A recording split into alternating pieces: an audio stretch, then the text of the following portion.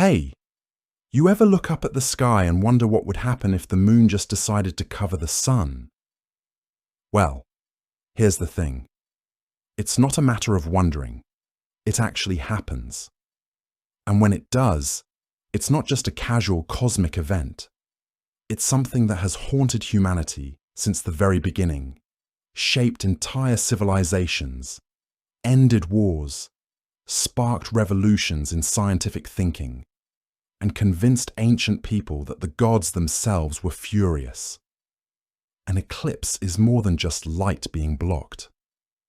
It's a moment when the normal rules of the universe seem to break down.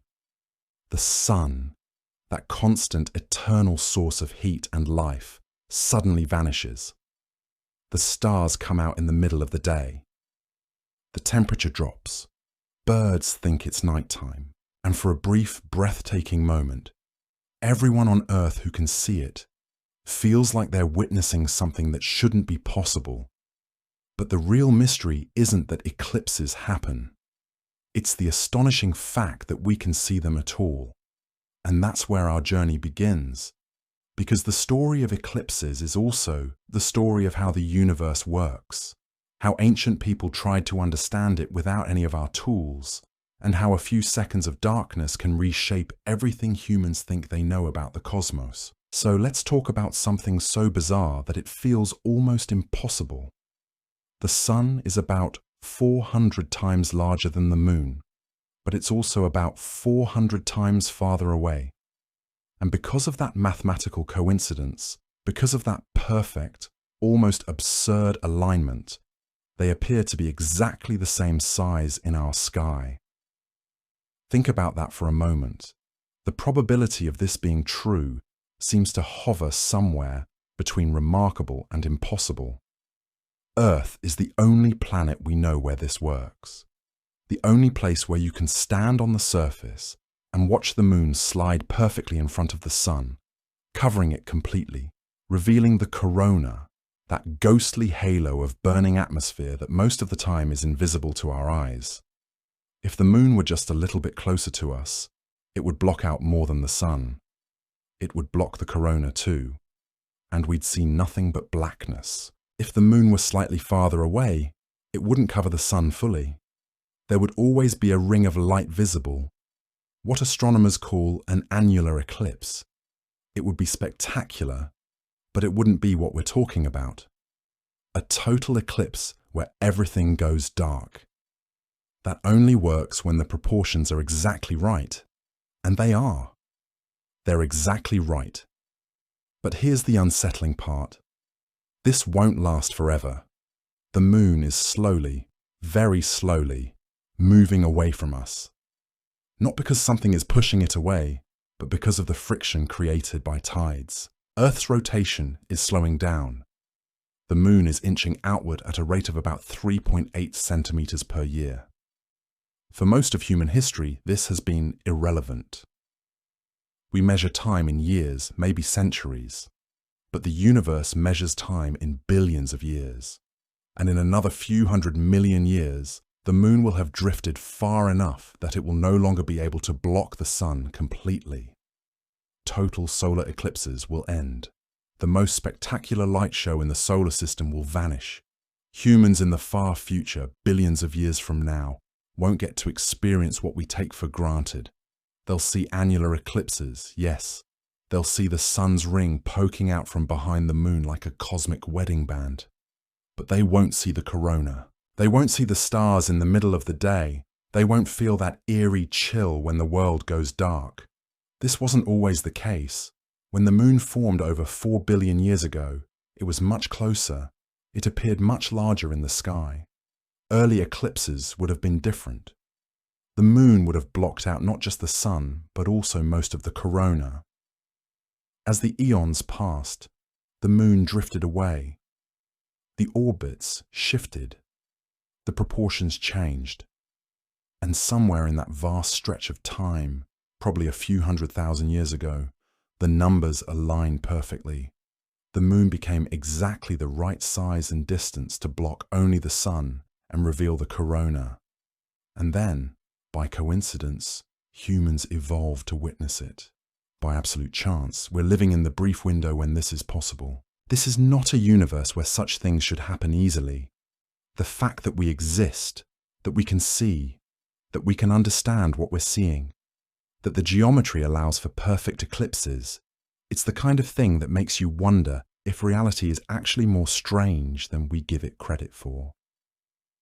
But the cosmic coincidence is just the beginning. There's another mystery hidden inside the eclipse, something that scientists have been puzzling over for over a century, something that during totality becomes visible and undeniable, but something that still doesn't have a complete explanation. The sun's surface is hot, really hot, about 5,500 degrees Celsius. That's hot enough to be incomprehensible to most of us. It's hot enough to turn everything into plasma. And yet, the corona, the thin, wispy atmosphere surrounding the sun, is somehow hotter, not slightly hotter. We're not talking about a difference of 100 degrees. The corona reaches temperatures of over 1,000,000 degrees Celsius, sometimes much hotter. So you have this situation where the surface of the sun is at 5,500 degrees, and the atmosphere above it is 200 times hotter. That shouldn't be possible. It's like having a campfire that heats the air above it to 200 times the temperature of the flames themselves. It violates intuition. It violates the basic laws of thermodynamics as we understand them. And for decades, scientists didn't know how to explain it. They couldn't test it. They couldn't measure it properly, because the corona is too faint to see during normal daylight. The sun's bright surface washes it out. You could only see it during an eclipse, and eclipses only happen in narrow bands on Earth, and they only last a few minutes. So during the brief window of totality, the corona becomes visible. You can see it spreading out from the sun's disk like a crown of fire and light. Photographers point their cameras upward.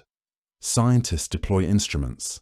Every second counts, because the sun's atmosphere, that impossible, scorching halo, is the source of solar wind, solar flares, and coronal mass ejections. It's responsible for geomagnetic storms that can disrupt power grids and satellites. Understanding why it's so hot, how it maintains such extreme temperatures, has become crucial to predicting space weather and protecting our technology from solar disruptions. And it all starts with understanding the corona, which we can only see clearly during an eclipse. Now let's talk about the physical experience of an eclipse, because numbers alone don't capture it.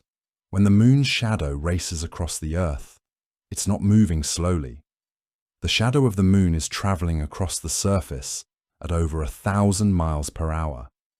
In some places, depending on the angle of the eclipse, that speed can reach nearly 2,500 miles per hour. That's faster than the speed of sound. That's faster than a jet fighter. The transition from daylight to darkness happens almost instantly. You don't have time to gradually adjust. Darkness just arrives. And then, for a few minutes, maybe 3 or 4, everything is strange. The sun is gone. The stars appear. The temperature drops noticeably, sometimes by 20 degrees Celsius or more. The breeze stops. There's a silence that comes with darkness in the middle of the day. And then it ends. The moon slides past. Daylight returns. But in those few minutes, the world feels different. It reminds you that what seems permanent and stable is actually fragile and temporary, that the light we depend on can be taken away, that the comfortable patterns we trust in can be disrupted. Most people will never see a total solar eclipse from their home. If you were to stand in one place and wait for the moon to block the sun completely, on average, you would need to wait about 375 years. Some places might see one sooner. Some might need to wait longer, but the general number is roughly 4 centuries. Think about that. If you live in a city, in a neighborhood, in a town, the odds are extremely high that you will never see a total eclipse without traveling. The path of totality is narrow. usually only about 100 miles wide. That's barely wider than the distance from one city to another in most regions. The eclipse happens somewhere on Earth, roughly every 18 months. But it doesn't happen everywhere at once. It creates a path, a corridor of darkness that sweeps across the planet. And you have to be inside that corridor. You have to be in the right place at the right time. This scarcity is part of what makes eclipses so powerful. They're not common. They're not something you can count on seeing. They're something you have to prepare for, travel for, sometimes sacrifice for. This is why eclipse chasers exist. These are people who spend their money, their vacation days, their mental energy tracking eclipse paths across the globe. They know that if they miss this eclipse, they might not get another chance to see one for years, maybe decades. The next major eclipse visible from North America isn't until 2044.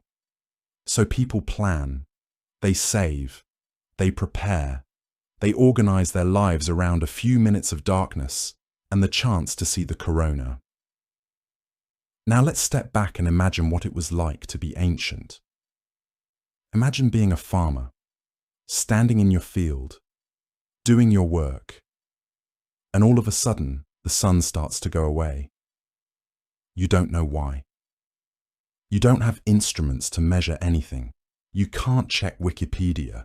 You don't know it's the moon. You just know that the light is dying. That the sun, which has been a constant your entire life, which has powered every day you've ever experienced, is vanishing. What would you think? What would you feel? The word eclipse comes from ancient Greek, Eclipses. It means being abandoned. That's what it felt like the sun had abandoned humanity, like the gods had turned away. In ancient Greece, an eclipse was definitely a sign that something was wrong. Some cultures thought they were bad omens.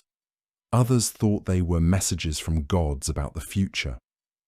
In Egypt, eclipses were regarded as serious events, worthy of being recorded and studied. In Babylon, astronomers kept detailed records of eclipses trying to find patterns, but most ancient people, didn't have access to systematic astronomy. They didn't have the luxury of thinking about eclipses as natural phenomena. They were terrifying. The sun was the source of life. Without it, the world would freeze and die. If the sun could be eaten, could be attacked, could be taken away, then nothing was certain. No cycle was guaranteed. An eclipse was proof that something was wrong at the cosmic level. And because most cultures had gods associated with the sun and the moon, an eclipse was interpreted as a conflict between those gods, a war in the heavens, a sign of divine anger. In ancient China, the sun was sometimes associated with the emperor. An eclipse of the sun was seen as a direct challenge to imperial authority. It was a sign that the emperor had somehow lost the favor of heaven. Historical records suggest that two Chinese astrologers, Shi and Ho, were executed thousands of years ago for failing to predict a solar eclipse. If you had the knowledge to predict it, you were valuable. If you failed, you might die for it. That's how seriously eclipses were taken. That's how deeply they mattered.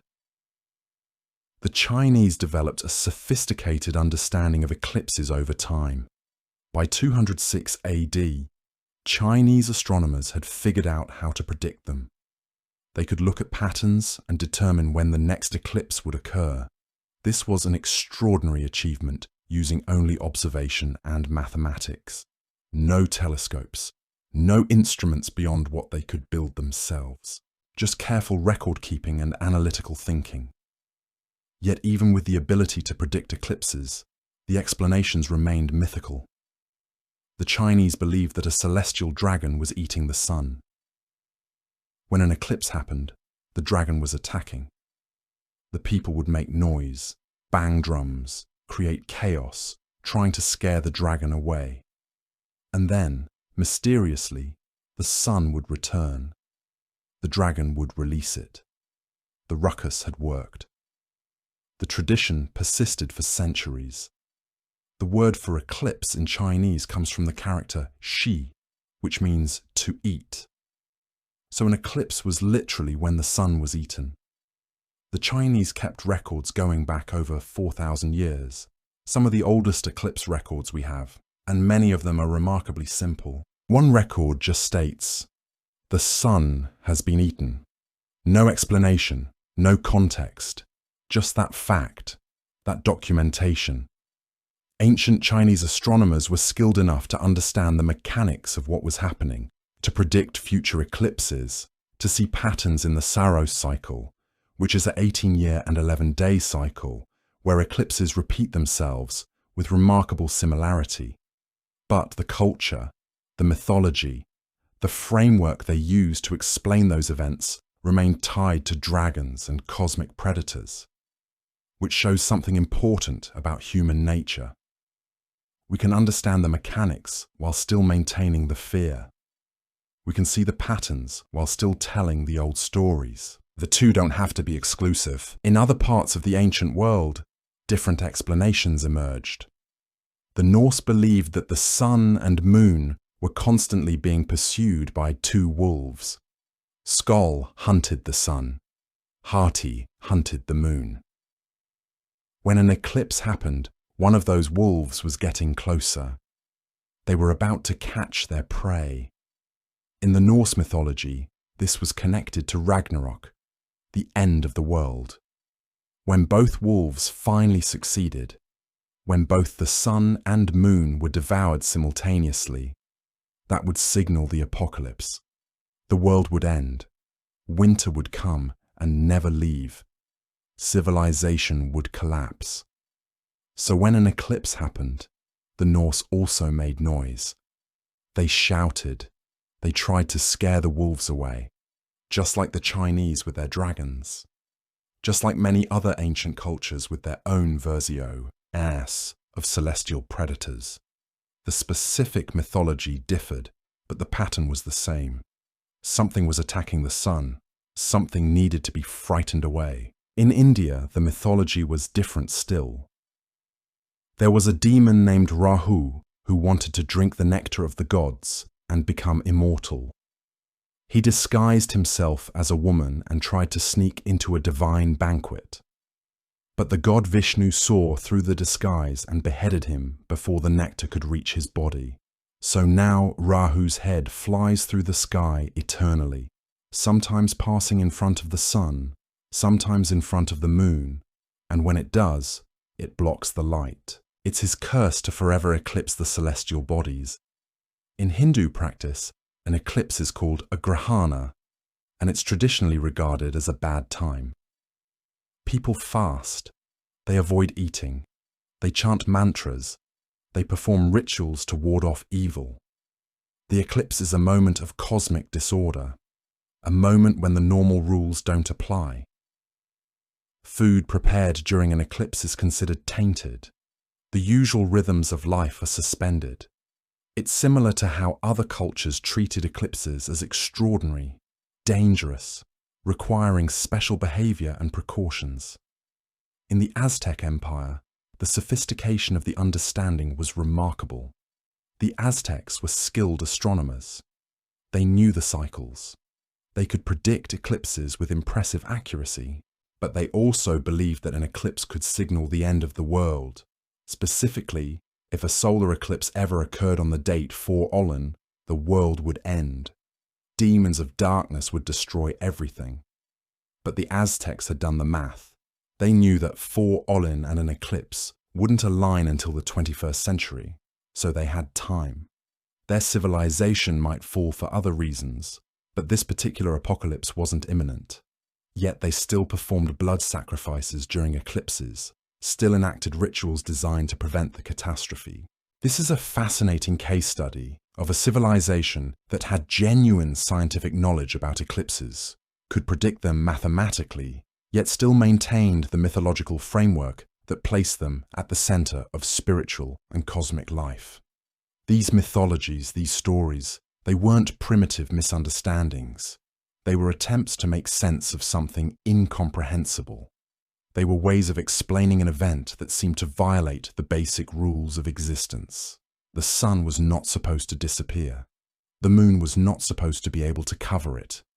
And yet, it happened. The only way to explain that was through mythology, through stories about cosmic creatures and divine wars and cosmic orders that could be disrupted. And in a way, those stories weren't wrong. They were just expressing truths in a different language. Eclipses are disruptions of the normal order. They are moments when the familiar becomes unfamiliar, when the rules seem to change. The ancient mythologies captured that feeling of strangeness, that sense of wrongness, even if they expressed it through dragons and wolves and demons. Eventually, as mathematical and astronomical knowledge developed, the explanations changed. But even today, eclipses retain something of that ancient feeling, that sense of wonder and slight dread, that moment when the universe reminds you that it's not under your control, that the familiar patterns you depend on can be interrupted, that the light you take for granted can vanish, even if only for a few minutes. The real turning point came when people stopped just documenting eclipses and started trying to predict them. This wasn't academic curiosity. This was power. If you could tell the emperor that an eclipse was coming, that the darkness would arrive at a specific time, you were demonstrating knowledge of cosmic order. You were showing that humans could understand patterns in the heavens. And if you got it wrong, well, we already know what happened to Hussey and Ho. The earliest successful predictions were developed by Babylonian astronomers. They didn't understand the mechanism. They didn't know about the moon and the sun's orbits. But they had records, centuries of records, generations of observers noting when eclipses occurred. And if you have enough data, if you look long enough, patterns emerge. Eventually, someone realized that eclipses repeat. Not exactly, not in the same place, but they repeat in a cycle. The same type of eclipse with similar characteristics will happen again after a period of 18 years, 11 days, and 8 hours. This period is called the Saros cycle. The Saros cycle is one of the most remarkable patterns in astronomy. 2 eclipses separated by 1 Saros cycle will occur at the same node, which is the point where the moon's orbit intersects Earth's orbital plane. The moon will be at roughly the same distance from Earth. The eclipse will happen at approximately the same time of year. The similarity is striking. This discovery was made by ancient astronomers without any modern instruments. They had nothing but observation, mathematics, and patience. Lots of patience. To discover this cycle, you'd have to watch eclipses for decades, maybe centuries. You'd have to keep meticulous records. You'd have to notice that the same eclipse keeps happening again and again, every 18 years and some change. When you realize this, you can predict the next eclipse. You can look at your records, find the last similar eclipse, add 18 years and 11 days, and there you have your prediction. It won't be exact. The location will shift. The duration might vary slightly, but you'll be right. This is how civilizations that didn't have the scientific framework to explain eclipses were still able to predict them. The Chinese figured this out. The Babylonians figured this out. The Greeks figured this out. Not through understanding the mechanics, not through knowing that the moon was blocking the sun. They figured it out through pattern recognition, through the accumulation of data, through the realization that the universe operates according to rules, even if those rules are hidden. This is actually more sophisticated than it sounds. You can't just randomly predict eclipses. You have to know when to start looking. You have to recognize that there is a pattern. You have to maintain records over generations, passing knowledge from one astronomer to the next, keeping the tradition alive through political changes and cultural shifts, and the death of individuals. The fact that multiple civilizations, independently developed the ability to predict eclipses suggests something about human nature. We're pattern-seeking creatures.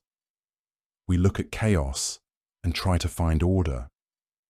We observe events and try to find meaning.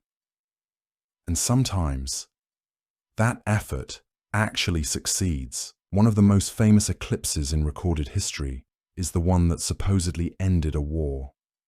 It's May 28th, 585 BCE. Two armies, the Lydians and the Medes, were engaged in battle near the Halys River in what is now Turkey.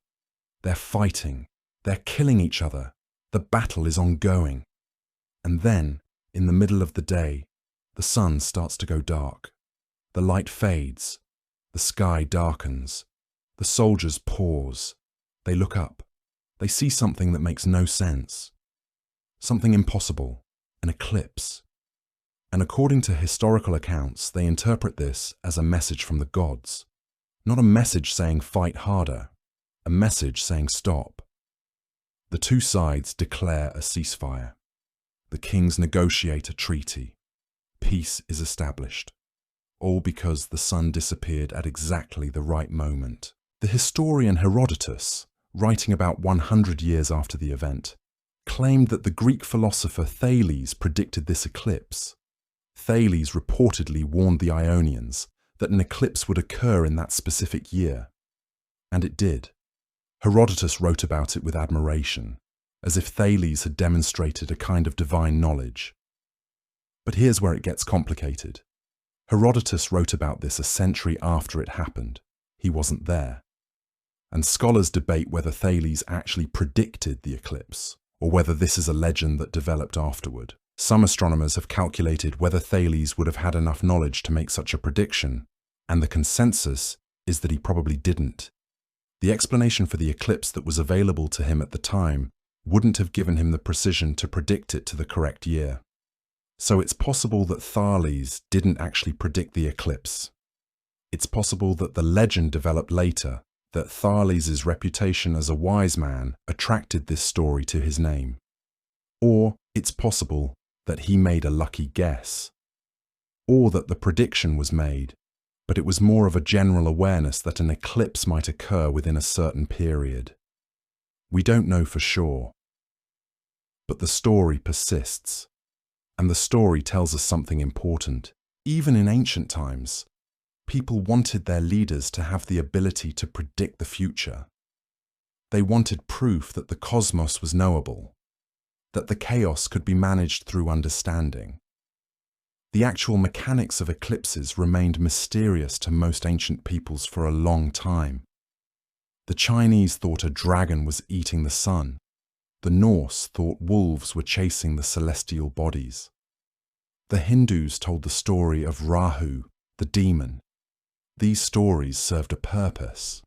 They explained something inexplicable. They provided a framework for understanding what was happening in the sky. But they also prevented deeper understanding. If you believe a dragon is eating the sun, you don't think to ask what the sun actually is, or why the moon blocks it, or what the corona is. You focus on the mythological narrative. You perform the rituals. You wait for the sun to return. And it always does. So the ritual seems to work. The cycle continues. Eventually, astronomical knowledge advanced enough that people started to understand the actual mechanics. They realized that the moon was moving in front of the sun. They realized that both bodies were in orbit. They understood the geometry. And as that understanding developed, the mythological explanations didn't disappear. They coexisted with the scientific ones. A culture could know that the moon was blocking the sun and still tell the old stories about dragons and demons. The mythology and the mechanism weren't necessarily in conflict. They were just different ways of describing the same phenomenon, different languages for the same truth. What's fascinating is how consistent the mythological responses were, even across cultures with no contact. In China, a predator was eating the sun. In Scandinavia, a predator was eating the sun. In India, A predator was blocking the sun. In the Americas, the Aztecs feared that demons would destroy the world during an eclipse. The specific creatures differed, but the basic narrative was the same. Something was attacking. Something was disrupting the normal order. Something had to be stopped, or at least, something had to be acknowledged as a cosmic force. And everywhere, the response was similar to: make noise, perform rituals, try to scare the attacker away, and then wait for the sun to return, as it always does. This universal pattern of interpretation suggests that humans across the world were responding to the same psychological shock. The sun disappeared, which shouldn't happen. So something extraordinary must be causing it. Something powerful, something worth acknowledging, something worth being afraid of. And when the sun came back, people felt a sense of relief and vindication. The ritual worked, the sun returned, the cycle continued, the world was still intact. But beneath the mythology, the mathematics was developing. The patterns were being recorded. The Saros cycle was being discovered and refined. The prediction methods were improving. And slowly, over centuries and millennia, the scientific understanding of eclipses was building. Not everywhere at the same pace. Some cultures pursued astronomical knowledge more aggressively than others. But the impulse to understand, to predict, to find patterns was universal.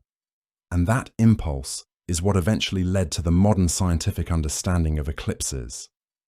It didn't replace the mythology, it coexisted with it. But it added a new layer of meaning. An eclipse wasn't just a cosmic creature attacking, it was also the moon passing in front of the sun. It was also a predictable event governed by orbital mechanics. It was also an opportunity to study the universe, to test theories, to discover new things about how the cosmos actually works. Across Mesopotamia, the Babylonians were among the first to successfully predict eclipses using only mathematics and observation. They developed tables, lists of when eclipses would occur. They passed this knowledge down through generations of astrologers and priests. In Egypt, eclipses were documented in temple records and royal archives. They weren't just feared, they were studied, recorded, analyzed. Each civilization interpreted the phenomenon through its own cultural lens, its own mythology, its own understanding of the gods and the cosmos. But all of them shared the realization that eclipses could be predicted, that beneath the chaos was order. The Greeks contributed their own understanding. While many Greeks saw eclipses as bad omens, some philosophers and early scientists tried to explain them through natural causes. They theorized about the geometry of the celestial bodies. They measured angles. They made observations. They weren't always right, but they were asking the right kinds of questions. How does this work? What is the mechanism? What laws govern this behavior? Each culture's interpretation of eclipses reflected its own values and fears. In cultures that saw the sun as a god, an eclipse was a divine conflict or punishment. In cultures that had sophisticated astronomy, an eclipse was a predictable event governed by mathematical rules. But even sophisticated cultures maintained the mythological narratives. The mythology and the mathematics were not in opposition. They addressed different aspects of the experience. The mathematics told you when the eclipse would happen. The mythology told you why it mattered, what it meant for your civilization, what the gods were trying to communicate. The fear and the understanding coexisted, and they still do today. When you watch an eclipse, even now, even with all our scientific knowledge, you feel that ancient sense of strangeness. Something is being taken from you. The light is disappearing. The stars are coming out at the wrong time. The temperature is dropping. Shadows are behaving oddly. Everything feels wrong. And even though you know exactly why it's happening, even though you understand the orbital mechanics perfectly, you still feel the weight of that ancient fear. It's in your body. It's in your instinct. It's in that moment when the sun vanishes and the world goes dark in the middle of the day. The ancient fear and wonder persist even today. When an eclipse happens, people still gather. They still look up. They still feel that sense of strangeness and awe. But now they also bring instruments. They bring cameras. They collect data. They try to understand. The terror has become fascination. The fear has become curiosity. But the fundamental sense that something extraordinary is happening, that the normal rules are being violated, that remains exactly the same as it was for our ancestors watching the sun disappear thousands of years ago. We're not that different from them, really. We've just given ourselves better tools to understand what's happening. But the experience itself, the feeling of witnessing something cosmic and profound, that hasn't changed at all. Because at its core, an eclipse is about disruption. It's about the familiar becoming unfamiliar. It's about proof that what seems permanent and stable can be taken away. And that's something humans have always understood, even if we express it differently now. The ancient cultures expressed it through dragons and demons and cosmic wars. We express it through orbital mechanics and gravitational physics. But we're still experiencing the same fundamental truth. We're still watching the light disappear. We're still waiting for it to return. We're still feeling that moment of relief when the sun comes back. And until the moon drifts away completely, hundreds of millions of years from now, we'll still get to witness this.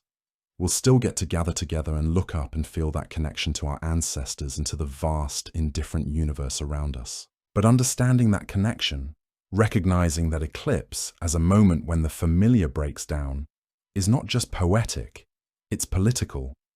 Throughout history, the most powerful people on Earth understood that an eclipse was not merely a celestial event. It was an opportunity, a moment when the normal rules seemed suspended, a time when authority could be questioned, reaffirmed or redistributed, depending on how you interpreted what you saw in the sky.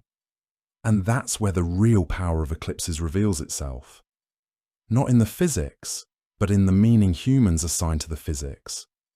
Because once you control the story, you control everything that follows. Let's start with this idea that eclipses were omens.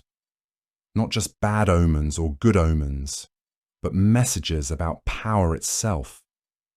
In the ancient world, rulers understood something crucial about their position. They couldn't just declare themselves in charge. They had to prove it. They had to demonstrate that they had access to knowledge that ordinary people didn't have. That they understood the universe in ways that made them uniquely qualified to lead. An eclipse was the perfect opportunity to make that demonstration. If you could predict an eclipse, you weren't just making an accurate observation. You were proving that you could read the will of the gods. You could anticipate the future. You held knowledge that kept your civilization safe. Think about what that means. An ordinary person sees the sun disappearing and feels terror. A king sees the same thing and feels validation. Because he knew it was coming. Because he had announced it beforehand. Because his astronomers had warned the people, prepared them, explained what would happen. When the sun returned, that king emerged from the eclipse stronger, more authoritative, more clearly the person selected by heaven to rule. This is why the Chinese took eclipse predictions so seriously. The emperor's authority depended partly on his ability to maintain harmony between heaven and earth. If an eclipse happened without warning, it suggested that the emperor had lost favor with heaven. It suggested that the cosmic order was breaking down. It suggested, essentially, that someone else should be in charge. The consequences of failing to predict an eclipse weren't just embarrassing. They were existential for the regime. So predicting an eclipse became a tool of statecraft. The Imperial astronomers didn't just study the sky. They protected the throne. They validated the emperor's rule by demonstrating foreknowledge. By announcing the eclipse before it happened, they showed that authority flowed from understanding, not from force alone. This made them invaluable. It also made them dangerous if they failed. An astronomer who failed to predict an eclipse was essentially saying that the emperor had lost the mandate of heaven, that failure had to be punished. Otherwise, what was the point of having astronomers at all? This is why the story of Si and Ho is so significant. Two astrologers, over 4,000 years ago, failed to predict a solar eclipse. According to the legend, the consequences were immediate and severe. They were executed. Whether this story is literally true or somewhat embellished over time, the point is clear. Predicting eclipses was not an optional expertise. It was essential to the functioning of imperial authority. In ancient Egypt, the situation was similar but expressed differently. The pharaoh was considered a living god. The sun was one of the chief gods. An eclipse, by definition, was a moment when divine authority was being challenged. The pharaoh's job was to maintain order in the cosmos through ritual and governance. An eclipse needed to be explained, managed, and recorded. The temple astronomers kept detailed records of eclipses, not out of pure scientific curiosity, but because the pharaoh needed to demonstrate that he understood what had happened, that he had explained it to his people, that the cosmic order would be restored under his guidance. The records themselves were political documents. They proved that the pharaoh had been watching, understanding, managing. The absence of a record would have been worse than the eclipse itself. It would have suggested indifference, incompetence, or loss of control. Across the Mediterranean, the Roman Republic and later Empire took a different approach, but with the same fundamental insight. They consulted augurs, priests trained to read omens in natural phenomena. An eclipse was a sign that required interpretation. The augurs would declare what the eclipse meant, and crucially, their interpretation almost always supported the existing power structure or justified a change in that structure. If the state needed to go to war, the augurs found an eclipse that suggested the gods supported military action. If a rebellion needed to be suppressed, an eclipse was evidence of divine disapproval toward the rebels. The interpretation was never value neutral. It always served political purposes. What's remarkable is how openly people accepted this. The augurs weren't secretly manipulating anyone. Everyone knew that the interpretation of omens was a political tool, and yet, the system continued to work because it served a function. It provided a framework for understanding chaos. It created a structure of meaning where power and responsibility were connected. If the state failed, it was because someone had misread the signs or failed to appease the gods. Responsibility could be assigned. Authority could be questioned. But through the framework of religious interpretation, not through direct political challenge. In India, the eclipse mythology served similar purposes. If Rahu was eating the sun, and if that was evidence that cosmic order had been disrupted, then the state needed to perform the correct rituals to restore that order. The king's priests would perform sacrifices, the people would fast, specific behaviors would be mandated, and afterward, when the sun returned, everyone would feel a sense of relief and validation. The system had worked. The authority that implemented the system had been proven correct. The fact that the sun would have returned anyway, regardless of the rituals, was beside the point. The rituals created a sense of participation, of collective action directed toward a shared goal. And that sense of participation strengthened the bond between ruler and ruled. Even in cultures without written records or formal political structures, eclipses served similar purposes. They created moments of heightened tension that required leadership. A chief, a shaman, a council of elders would need to explain what was happening and guide people through it. Those individuals would become more central to the community. Their authority would be reinforced. The eclipse became a test of leadership. If the leader could maintain calm, explain the phenomenon in a framework that made sense to the community, and guide people through until the sun returned. Then that leader's authority was strengthened. If the leader panicked or provided explanations that the community didn't believe, authority could be questioned.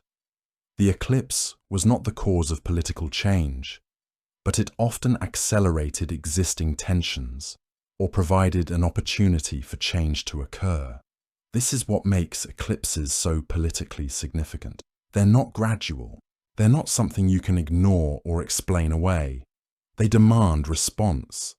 They force leaders to act, and the nature of that response reveals the character of the leadership. An eclipse that is predicted and explained calmly strengthens authority.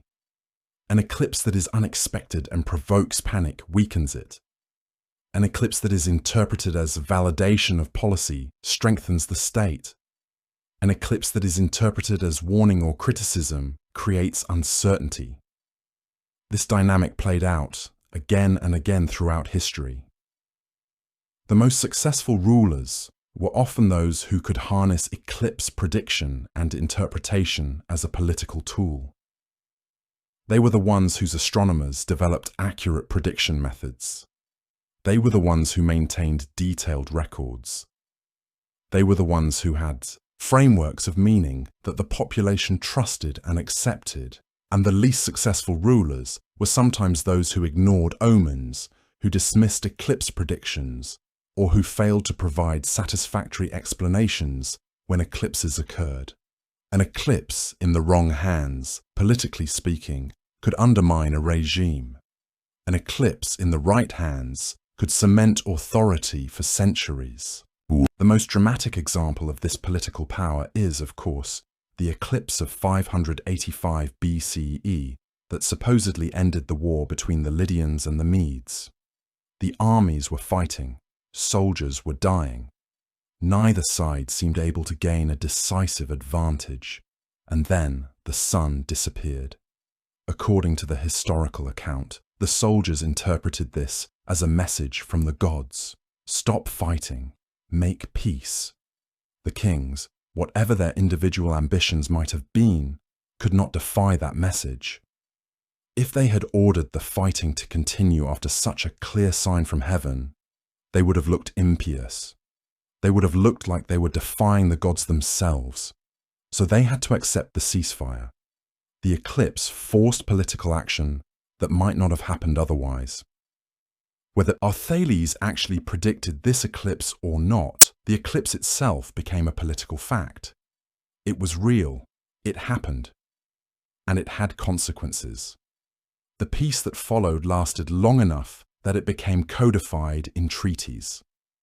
The eclipse had changed the course of history, not through magic or divine intervention, but through the power of interpretation and meaning-making.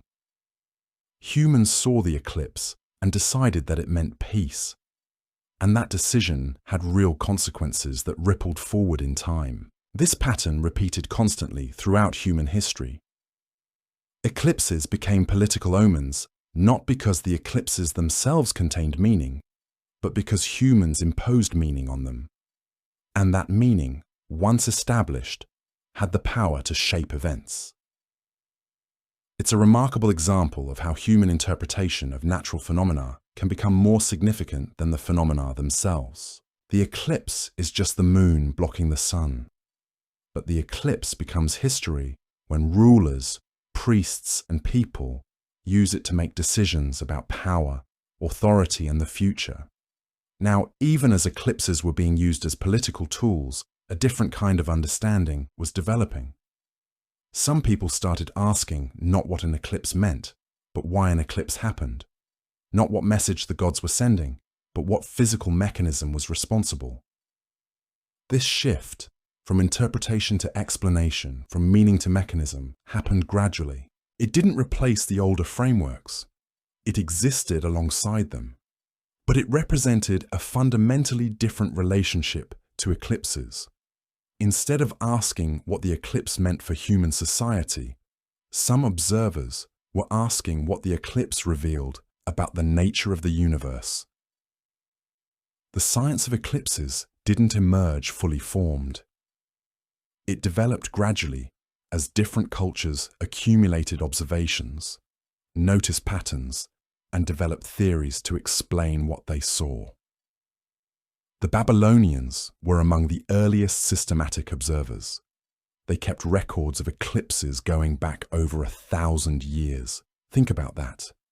1,000 years of careful observation, generation after generation of astronomers, each building on the work of predecessors, each adding their data to a growing archive. They noticed that eclipses recurred in patterns.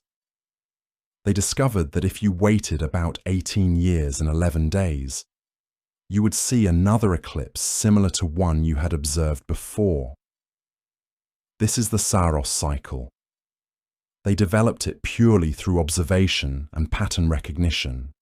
They created tables that could predict future eclipses with remarkable accuracy. Centuries into the future, the tables would tell you when an eclipse was coming. But here's the crucial thing. They did all of this without understanding the physical mechanism. They didn't know that the moon was blocking the sun. They didn't have a theory of how celestial bodies moved. They had no explanation for why the pattern existed. They just knew that it did. They had observations and patterns and the mathematics to predict future events. That was enough to make them useful. But it wasn't science in the modern sense. It was data collection and pattern recognition. The theoretical understanding came later, and that gap between being able to predict something and understanding why it happens is important. It shows that you don't need to understand mechanism to be useful. You can extract value from pure pattern recognition and mathematical manipulation.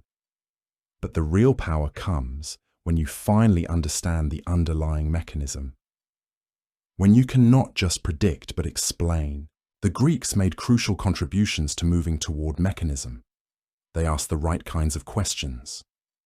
Why does the moon block the sun? What is the shape of the moon? How far away is it? What is the geometry of these celestial bodies? The Greeks couldn't answer all these questions, but they started building a framework where answers became possible. Thales, the philosopher who supposedly predicted the 585 BCE eclipse, was also one of the early thinkers trying to explain the universe through natural causes rather than mythology. He proposed that the Earth was floating on water. He argued that water was the fundamental substance of the universe. He was wrong about almost everything, but he was asking the right questions. He was moving towards science. Later, Greek astronomers built on this foundation. They measured angles. They made calculations. They developed geometric models of how the heavens worked. Not all of their models were correct. Some of them were spectacularly wrong. But they were trying to build systems that could predict and explain, rather than just interpret and assign meaning. The shift from mythology to mechanism was slow and uneven. Cultures throughout the world maintained their traditional explanations of eclipses, even as they developed the ability to predict them mathematically. The two existed in parallel. You could understand the Saros cycle and still believe that a dragon was eating the sun. You could predict an eclipse and still perform rituals to ensure the sun would return. The practical knowledge and the interpretive framework didn't have to conflict because they addressed different questions. How can we predict when it will happen? That's a mathematical question. Why is it happening? That's a spiritual or mythological question. Both questions could be answered without either answer contradicting the other. But gradually, as the mathematical understanding became more precise and more comprehensive, the mythology began to seem less necessary. Not less meaningful. It continued to provide comfort and structure and frameworks for understanding, but less necessary for practical purposes. If you understood the geometry of the Earth, moon, and sun, you didn't need to invoke a dragon to explain why the sun sometimes disappeared. You had a physical mechanism that worked, and once you had that mechanism, you could use it to make predictions, build instruments, test theories, and ultimately to understand not just when eclipses happen, but why the universe is structured the way it is. The eclipse became a window into the fundamental nature of reality. And that window was opened by people asking mechanical questions instead of mythological ones. The Islamic Golden Age played a crucial role in developing eclipse science.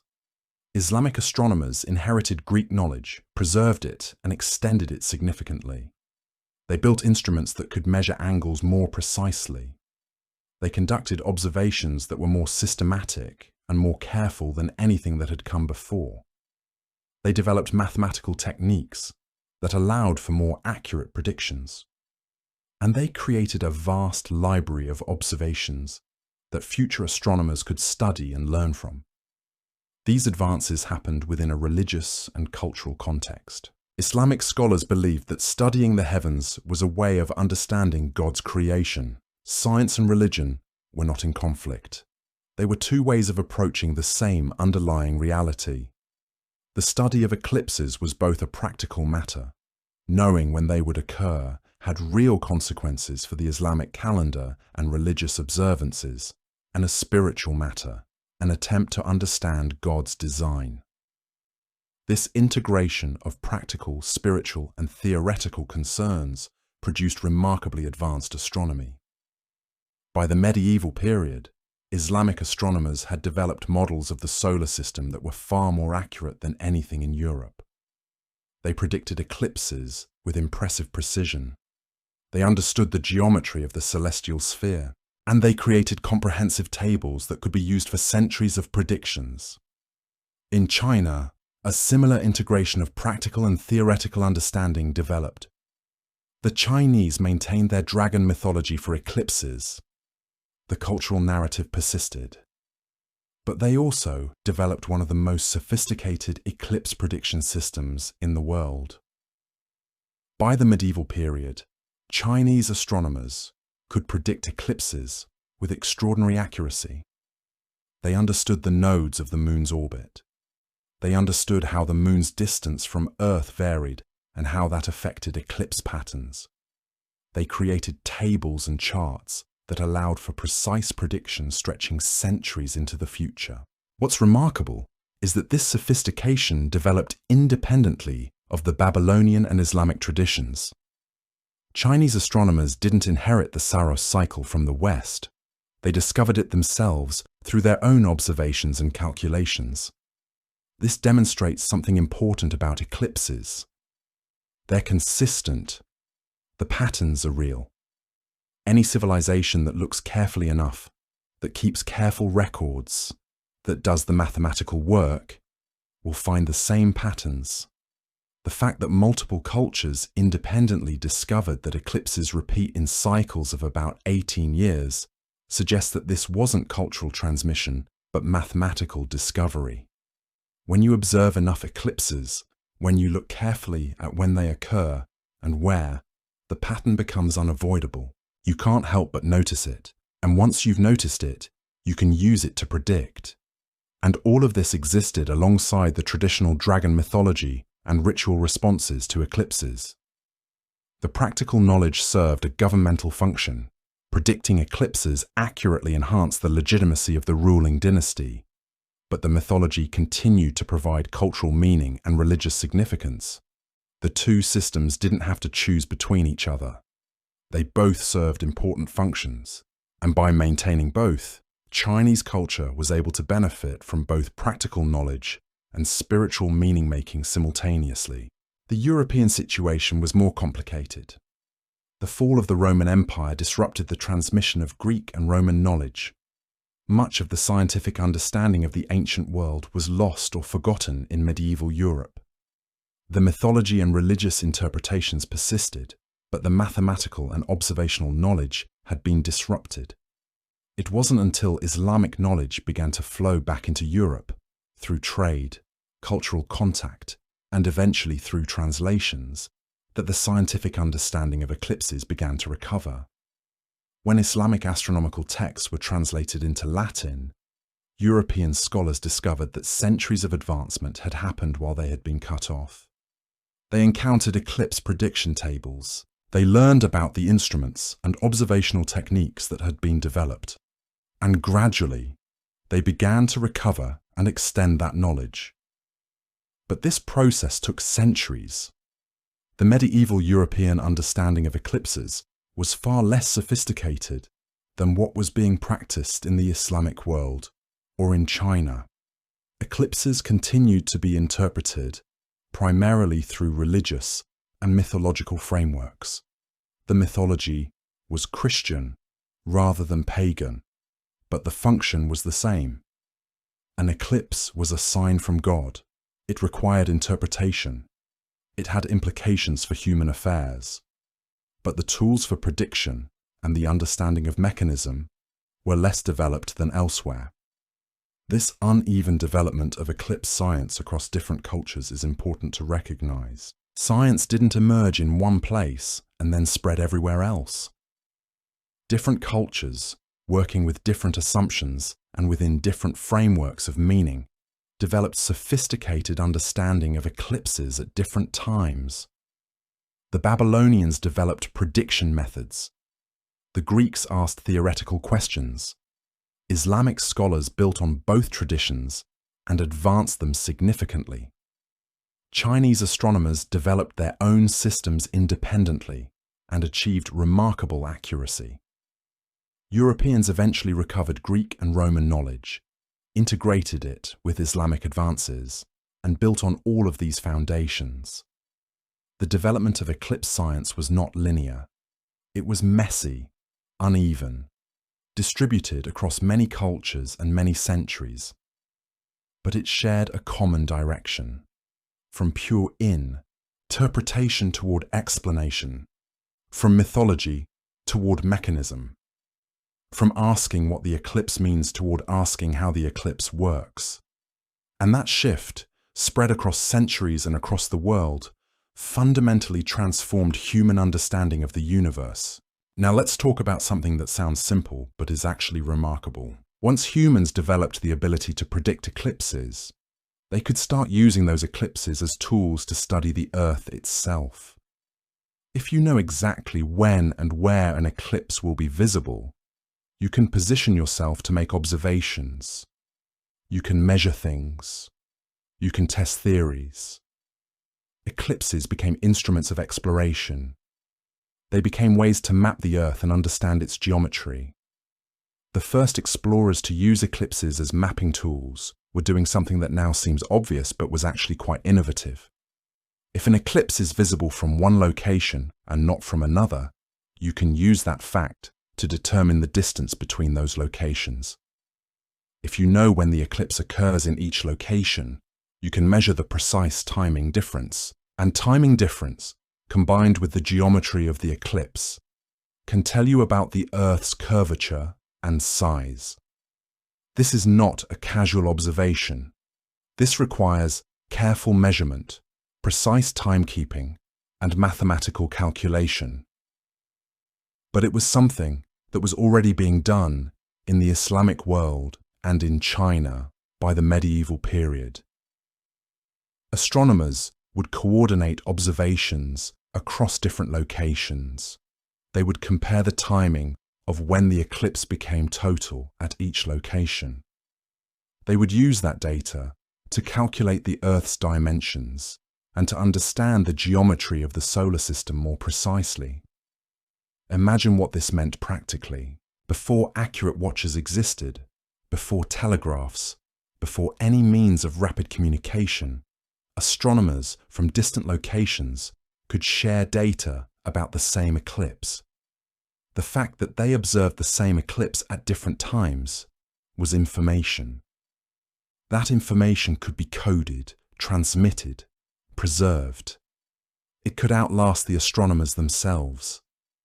An eclipse observed in Baghdad and an eclipse observed in Cairo, even if separated by centuries, could be compared because both were recorded in writing. The network of eclipse observations across multiple cultures and multiple centuries created a global archive of celestial data. That archive became increasingly valuable as scientific understanding advanced. You could look back through historical records, find observations of eclipses from 1,000 years in the past, and use that data to refine your understanding of how the moon's orbit works. The accumulated wisdom of centuries of observers, all watching the same phenomenon from different places, all recording what they saw, created a resource that no single generation of scientists could have produced alone. European explorers took this approach further. As Europeans began to explore the world and map new territories, they used eclipses as reference points. If an explorer could observe an eclipse at a new location and calculate its precise timing, they could determine their longitude and latitude with relatively high accuracy. For the first time, explorers had a tool to map the world systematically. An eclipse observed in the Caribbean could be compared with the same eclipse observed in Europe. The timing difference would reveal the distance between the two locations. Before accurate clocks existed, before modern navigation technology, eclipses were among the most reliable tools explorers had for determining their location on the globe. Think about what this meant for the age of exploration. Before this, navigators relied on dead reckoning, on stars, on landmarks, on luck. They crossed oceans with limited certainty about where they actually were. An eclipse gave them certainty.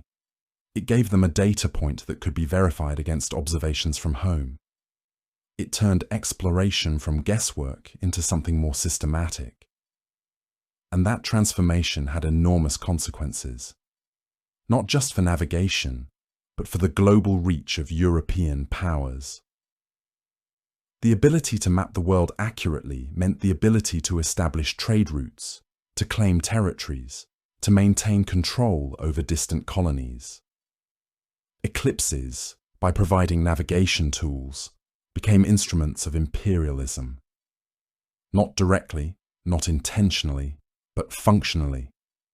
The celestial events that ancient peoples had interpreted as messages from the gods were now being used to project power across the globe. This created an interesting dynamic. Eclipses became scientifically valuable, not just for what they revealed about the sun and moon, but for what they revealed about the Earth itself. Explorers began to plan their voyages to place them in the path of predicted eclipses. They would time expeditions to coincide with eclipse predictions because they knew that observing the eclipse would give them crucial navigational information. The celestial and the terrestrial became linked. By studying the heavens, explorers could map the Earth. By watching the moon block the sun, sailors could determine where they were on the ocean. Eclipses shifted from being primarily about spiritual or political significance to being about practical utility. They became tools, valuable tools, tools that could make the difference between a successful voyage and a lost ship. But this had profound consequences. Accurate maps of the Earth became possible. Trade routes could be established more efficiently. Empires could project power more effectively over larger distances because they understood the geography better. The exploration and colonization of the world, for better or worse, was enabled in part by the use of eclipses for navigation and mapping. Eclipses became tools of imperial expansion. The same celestial events that had served as political omens for ancient kings now served as navigation aids for modern explorers. The change in function reflected a change in world view. An eclipse was no longer primarily a message from the gods about human affairs. It was a celestial event with geometric properties that could be used to understand and map the physical world. As exploration advanced and maps became more accurate, eclipses took on yet another role. They became verification points. If a theory predicted that an eclipse would occur at a specific time and place, and if multiple observers at that location confirmed the prediction, then the theory had been validated. Eclipses became a way to test hypotheses about the nature of the universe. This is when eclipse science really begins to merge with modern experimental science. Predictions become falsifiable. Observations become systematic and reproducible. Theory is tested against reality, and either confirmed or revised based on what the observations show. Eclipses ceased being primarily about interpreting signs or even about navigation, and became tools for understanding fundamental physics. The process of turning eclipses into tools for science happened gradually. It didn't involve a single moment when everyone decided that the old mythological interpretations were wrong and the new mechanical explanations were right. Instead, both existed simultaneously. Political leaders continued to care about the omen significance of eclipses. Religious leaders continued to interpret them theologically. But scientists were doing something different. They were using eclipses to test their theories. They were measuring, calculating, and trying to understand the mechanism that produced the phenomenon. And as the scientific understanding became more refined and more useful, it gradually became dominant. Not because it replaced the older meanings, but because it proved itself more powerful as a tool for prediction and control. In the Renaissance, something shifted. Europe, having recovered much of the classical knowledge that had been lost, and having benefited from centuries of Islamic advancement, was ready to move beyond the medieval period. Eclipses stopped being purely about omens and started being about opportunity. Opportunity for observation, opportunity for discovery, opportunity for testing new theories about how the universe worked. Renaissance thinkers took the accumulated knowledge of eclipse science and began to ask new questions. Not just when will an eclipse happen, or what does it mean, but what does it tell us about the structure of the cosmos? What new knowledge can we extract from these rare moments when the moon blocks the sun and reveals the corona? This is when eclipse science becomes truly modern, when observation becomes systematic, when prediction becomes precise, when eclipses are used deliberately as research tools rather than accidentally providing data that researchers interpret. The Renaissance looked back at all the previous centuries of eclipse observation and saw them not as primitive attempts to read divine signs, but as accumulating evidence about how the heavens work. Every record of an eclipse was potentially useful. Every observation that had been made, even thousands of years in the past, could be analyzed for what it revealed about celestial mechanics. The Chinese records going back over 4,000 years suddenly became scientifically valuable. The Chinese had not just recorded that eclipses happened, they had recorded the precise times, the locations where they were visible, the duration of totality. That level of detail, accumulated over millennia, was pure gold for scientists trying to understand the moon's orbit. The Babylonian predictions became evidence of sophisticated mathematical understanding. These weren't primitive guesses. These were predictions that worked, that accuracy implied real knowledge. The Greek geometric models became proto-scientific theories worth studying and improving upon. Aristotle and Hipparchus and Ptolemy had all thought deeply about eclipses. Their ideas were wrong in many ways, but they weren't silly. They were attempts to build systematic models of how the universe worked. The Renaissance scientists could see that progress in understanding eclipses had been steady, even if the ultimate mechanism had taken thousands of years to fully understand. Everything that had been developed to serve religious, political, or navigational purposes suddenly had new relevance as scientific evidence. Eclipses had been recorded continuously for thousands of years. They had been studied intensively by multiple cultures, developing completely independently. They had been predicted with increasing accuracy as mathematical techniques advanced. All of this accumulated knowledge, much of it preserved in written records, was now available to Renaissance scientists ready to ask new questions. This was an enormous advantage.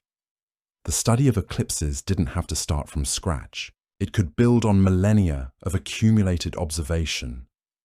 And it did. The Renaissance threw itself into eclipse science with remarkable energy and sophistication. This was the moment when eclipses ceased to be primarily about omens or navigation and became primarily about science. And that shift changed everything that followed. What's remarkable is that this transformation didn't erase the older meanings. An eclipse could still be spiritually significant. It could still be politically consequential. It could still carry cultural weight. But now it was also something else. It was a natural phenomenon governed by laws. It was predictable, testable, measurable. It could be used to test theories about how the universe was structured. It could reveal information about celestial bodies and celestial mechanics. The shift from interpreting eclipses to explaining them, from reading omens to reading mechanisms, didn't happen overnight. But once it had begun, once the scientific framework had proven useful, there was no going back. The eclipse had become a window into the structure of reality itself, and that window was open to anyone willing to look carefully and think deeply about what they saw. Once eclipses shifted from being interpreted as omens to being studied as mechanisms, the next step was almost inevitable. Scientists began using eclipses not just to understand how they worked, but to test fundamental theories about the universe itself. The eclipse became a laboratory, a natural experiment where you could observe celestial mechanics in action. And in 1919, one scientist would use an eclipse to prove one of the most transformative theories in all of science. By the early 20th century, theoretical physics was in the midst of revolution. Albert Einstein had proposed something radical, something that challenged the very foundations of how we understood space, time, and gravity.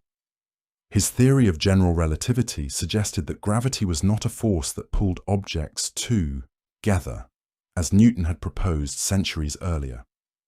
Instead, gravity was a warping of space itself. Massive objects like the sun bent space-time around them, the way a heavy ball placed on a rubber sheet would create a dip in the surface around it. Light, according to this theory, should be affected by this warping. Light should be bent by gravity. The idea seemed almost preposterous. Light was supposed to travel in straight lines. Gravity was a force, not something that bent the fabric of space. No one had ever observed light being bent by gravity. It was a prediction, a theoretical claim, something that existed purely in the mathematics. Physicists argued about it. Some embraced it. Some dismissed it as absurd. But if it were true, if light actually was bent by the sun's gravitational field, then Einstein would be right about something that fundamentally changed how we understood the universe. The problem was how to test such a claim. How do you observe light being bent by the sun when the sun's light is so bright that it drowns out everything else? No amount of careful observation in a laboratory could answer this question. You would need to look at starlight passing close to the sun.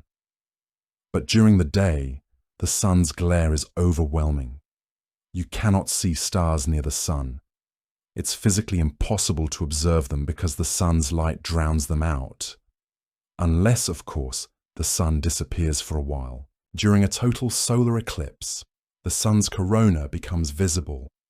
But more importantly, during an eclipse, the sky darkens enough that stars become visible even during the day. Normally, you can't see stars in daytime because the sun's light overwhelms them. But during totality, the stars appear. Stars that are located near where the sun used to be. Stars whose light is passing close to the sun's gravitational field. And if light from those stars was being bent as it passed near the sun, then those stars would appear to be in slightly different positions than they normally were. The stars would seem to shift from their expected locations. Their angular positions in the sky would change. Eddington realized this immediately. An eclipse was the perfect, perhaps the only opportunity to test Einstein's theory. He organized an expedition to the island of Principe, off the coast of Africa, a remote location that would be in the path of totality. He gathered equipment, trained his team, and prepared to make astronomical history. Other astronomers positioned themselves elsewhere, along the path of totality. The stakes were enormous. If the measurements showed that Einstein was wrong, Newton would be vindicated. But if they showed that starlight was indeed bent by gravity, that would represent a fundamental shift in our understanding of reality. When the eclipse occurred on May 29, 1919, Eddington was ready. His team positioned their telescopes carefully. They were prepared to photograph the stars near the sun during Totality. When the eclipse arrived and the sun disappeared behind the moon, the sky darkened. The stars appeared. Eddington's team photographed the star field near where the sun had been. They measured the positions of the stars in the photographs. They did this with meticulous care. They understood what was at stake. Then, after the eclipse, they compared those measurements to other photographs of the same region of sky, taken when the sun was not nearby. They calculated the positions where those stars should have appeared if Newton had been right about gravity. And they calculated where the stars should have appeared if Einstein had been right. And what they found was extraordinary. The stars had shifted. They were not where they should have been if Newton had been right, but they were almost exactly where Einstein's mathematics predicted they should be if gravity bent light. The measurements were not perfectly precise, but they were close enough to confirm the theory. Light was bent by gravity. Einstein was right. The implications were staggering.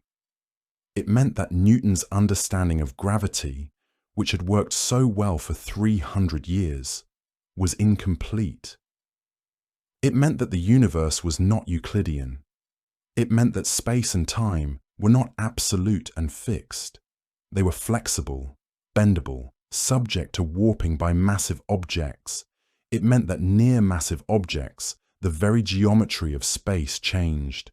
It meant that massive objects could actually punch holes in space-time, creating what we now call black holes.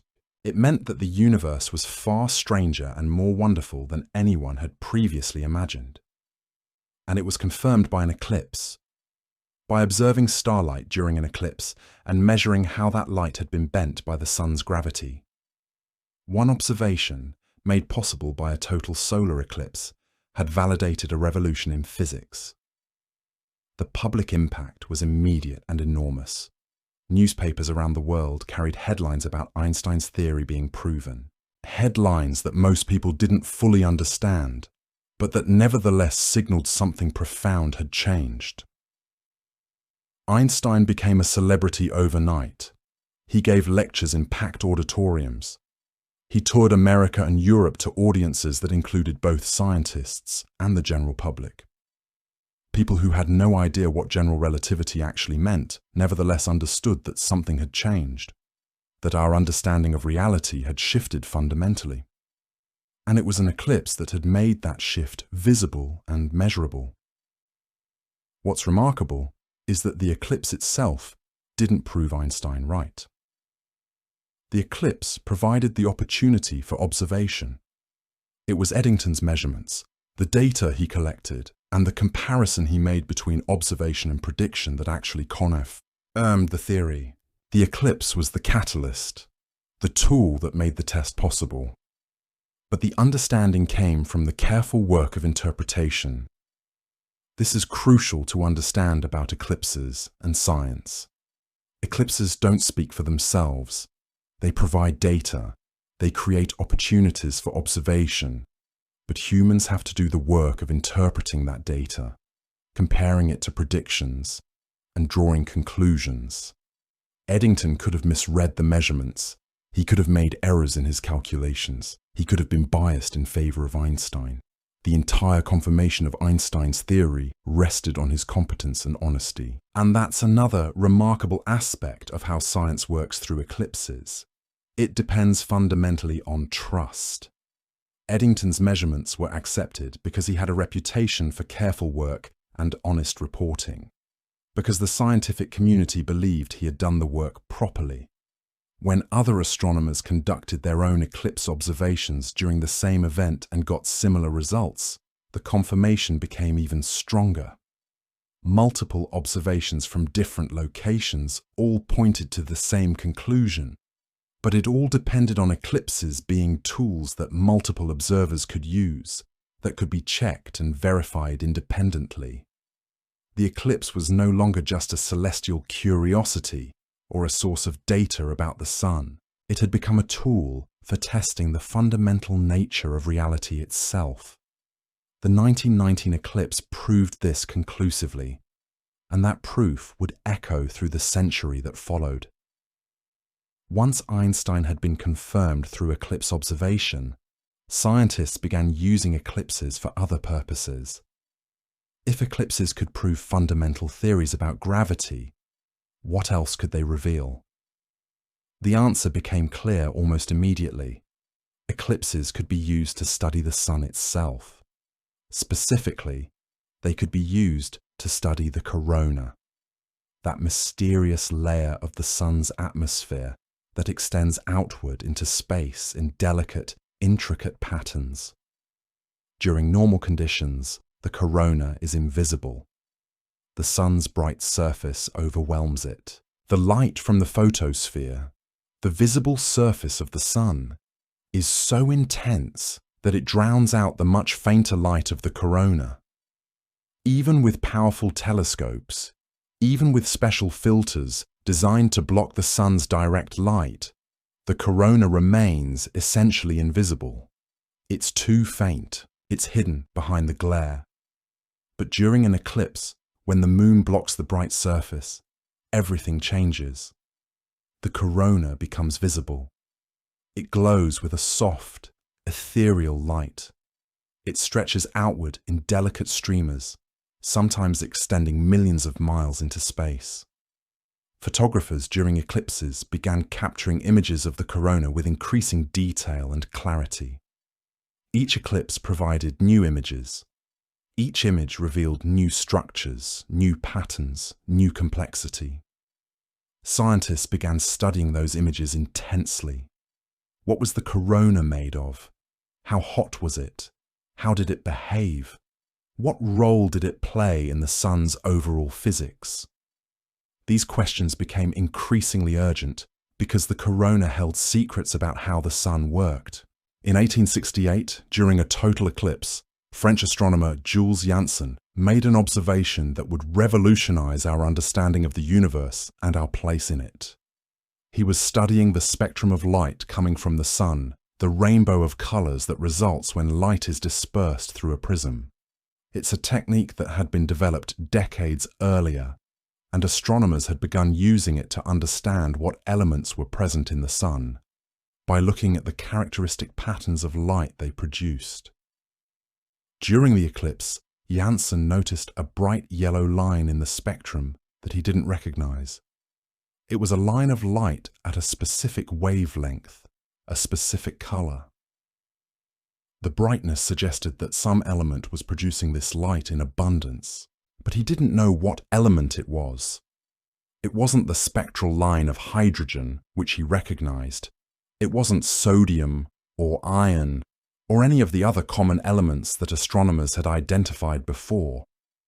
He reported his findings to British astronomer Norman Lockyer, who investigated further. Lockyer was a leading figure in solar physics, a careful observer and a skilled theorist. Using a spectroscope at Cambridge, Lockyer was able to observe the same yellow line in solar prominences. Bright clouds of gas extending from the sun into the corona. The line was definitely real. The wavelength was consistent. Multiple observations confirmed it. But despite searching, they couldn't identify the element that produced this line. No laboratory on Earth had created this particular wavelength of light. No chemist had observed this spectral line from any known element. So they concluded they must have discovered a new element. An element that existed on the sun, but nowhere on Earth. They named it Helium, from the Greek word for sun, from Helios. What makes this remarkable is that helium had never been seen before. It was discovered in the sun before it was ever found on Earth. Scientists had to wait until 1895, more than a quarter century later, when helium was finally isolated in laboratories on our planet. Here was an element that was completely invisible to terrestrial observers. You could look at every rock on Earth, analyze every gas in the atmosphere, search every substance known to science, and you would not find helium. It required an eclipse. It required observing the sun's spectrum during totality, when the corona became visible and its light could be analyzed. It required someone to look at that light and recognize that something new was present. The discovery was revolutionary. It meant that the sun contained elements that Earth did not possess. It meant that our understanding of the composition of the universe was incomplete. It meant that celestial bodies might contain substances that we had never encountered before, and it was made possible by an eclipse. That discovery opened entirely new possibilities for eclipse science. If eclipses revealed new elements in the sun, what else might they reveal? Scientists began using spectroscopy during eclipses to study the composition of the sun's corona and prominences with care. They discovered lines in the spectrum that didn't match any known elements. More mysterious spectral lines, more evidence of unknown substances. For decades, these mysterious spectral lines created confusion and frustration. Scientists called them coronal lines. Emission from unknown substances. Were these new elements? Were they unknown molecules? Were there forms of matter in the corona that had never been observed before? Eventually, as physics advanced and scientists better understood atomic structure and ionization, they realized something remarkable. The coronal lines were not actually produced by unknown elements. They were produced by extremely hot gas. The corona was so hot that atoms were ionized to an extreme degree, stripped of almost all of their electrons. This extreme ionizer, altered the spectral signature of familiar elements, making them appear as unknown lines in the spectrum. So the corona wasn't made of unknown elements. It was made of familiar elements, but in a state so extreme that they produced unexpected spectral signatures. Elements like iron and nickel, when ionized to extremely high degrees in the million-degree corona, produced spectral lines that looked completely unfamiliar. This revelation led to one of the great mysteries of solar physics that persist to this day. If the sun's surface has a temperature of around 5,000 to 6,000 degrees Celsius, why is the corona, which is farther away from the heat source, so much hotter? The corona reaches temperatures of over 1,000,000 degrees. How does temperature increase as you move away from the heat source? This is counterintuitive. It violates what we'd normally expect from basic thermodynamics. You don't expect the air above a fire to be hotter than the fire itself. You don't expect material farther from a heat source to be hotter than material near it. And yet that's exactly what we see with the sun and its corona. It's backward. It's paradoxical. It challenges our most basic assumptions about how heat flows. Scientists have proposed various mechanisms that might explain this paradox.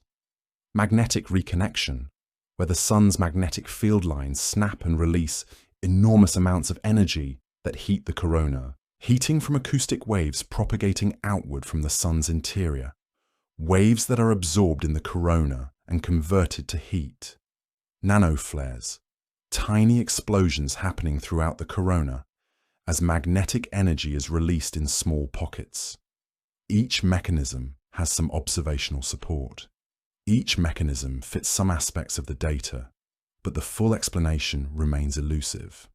No single mechanism or no simple combination of mechanisms fully explains why the corona is so hot. It's one of the great unsolved mysteries of solar physics, and it's a mystery that eclipses continue to help illuminate. Every eclipse provides an opportunity to observe the corona in detail, to photograph it, to measure its light and its spectrum, to observe how its structures change over time. Every eclipse observation adds data. Every observation brings scientists closer to understanding the fundamental physics of the corona. The eclipse becomes a regular reminder that for all our knowledge, for all our technological advancement, for all the spacecraft we've sent to study the sun, there are still aspects of the sun that remain mysterious. The sun is our nearest star. We've studied it continuously for centuries. We've sent spacecraft to observe it from close proximity. We've built satellites to monitor it continuously. We've developed instruments of extraordinary sensitivity. And yet the corona keeps its secrets. The paradox of its excessive temperature remains unsolved.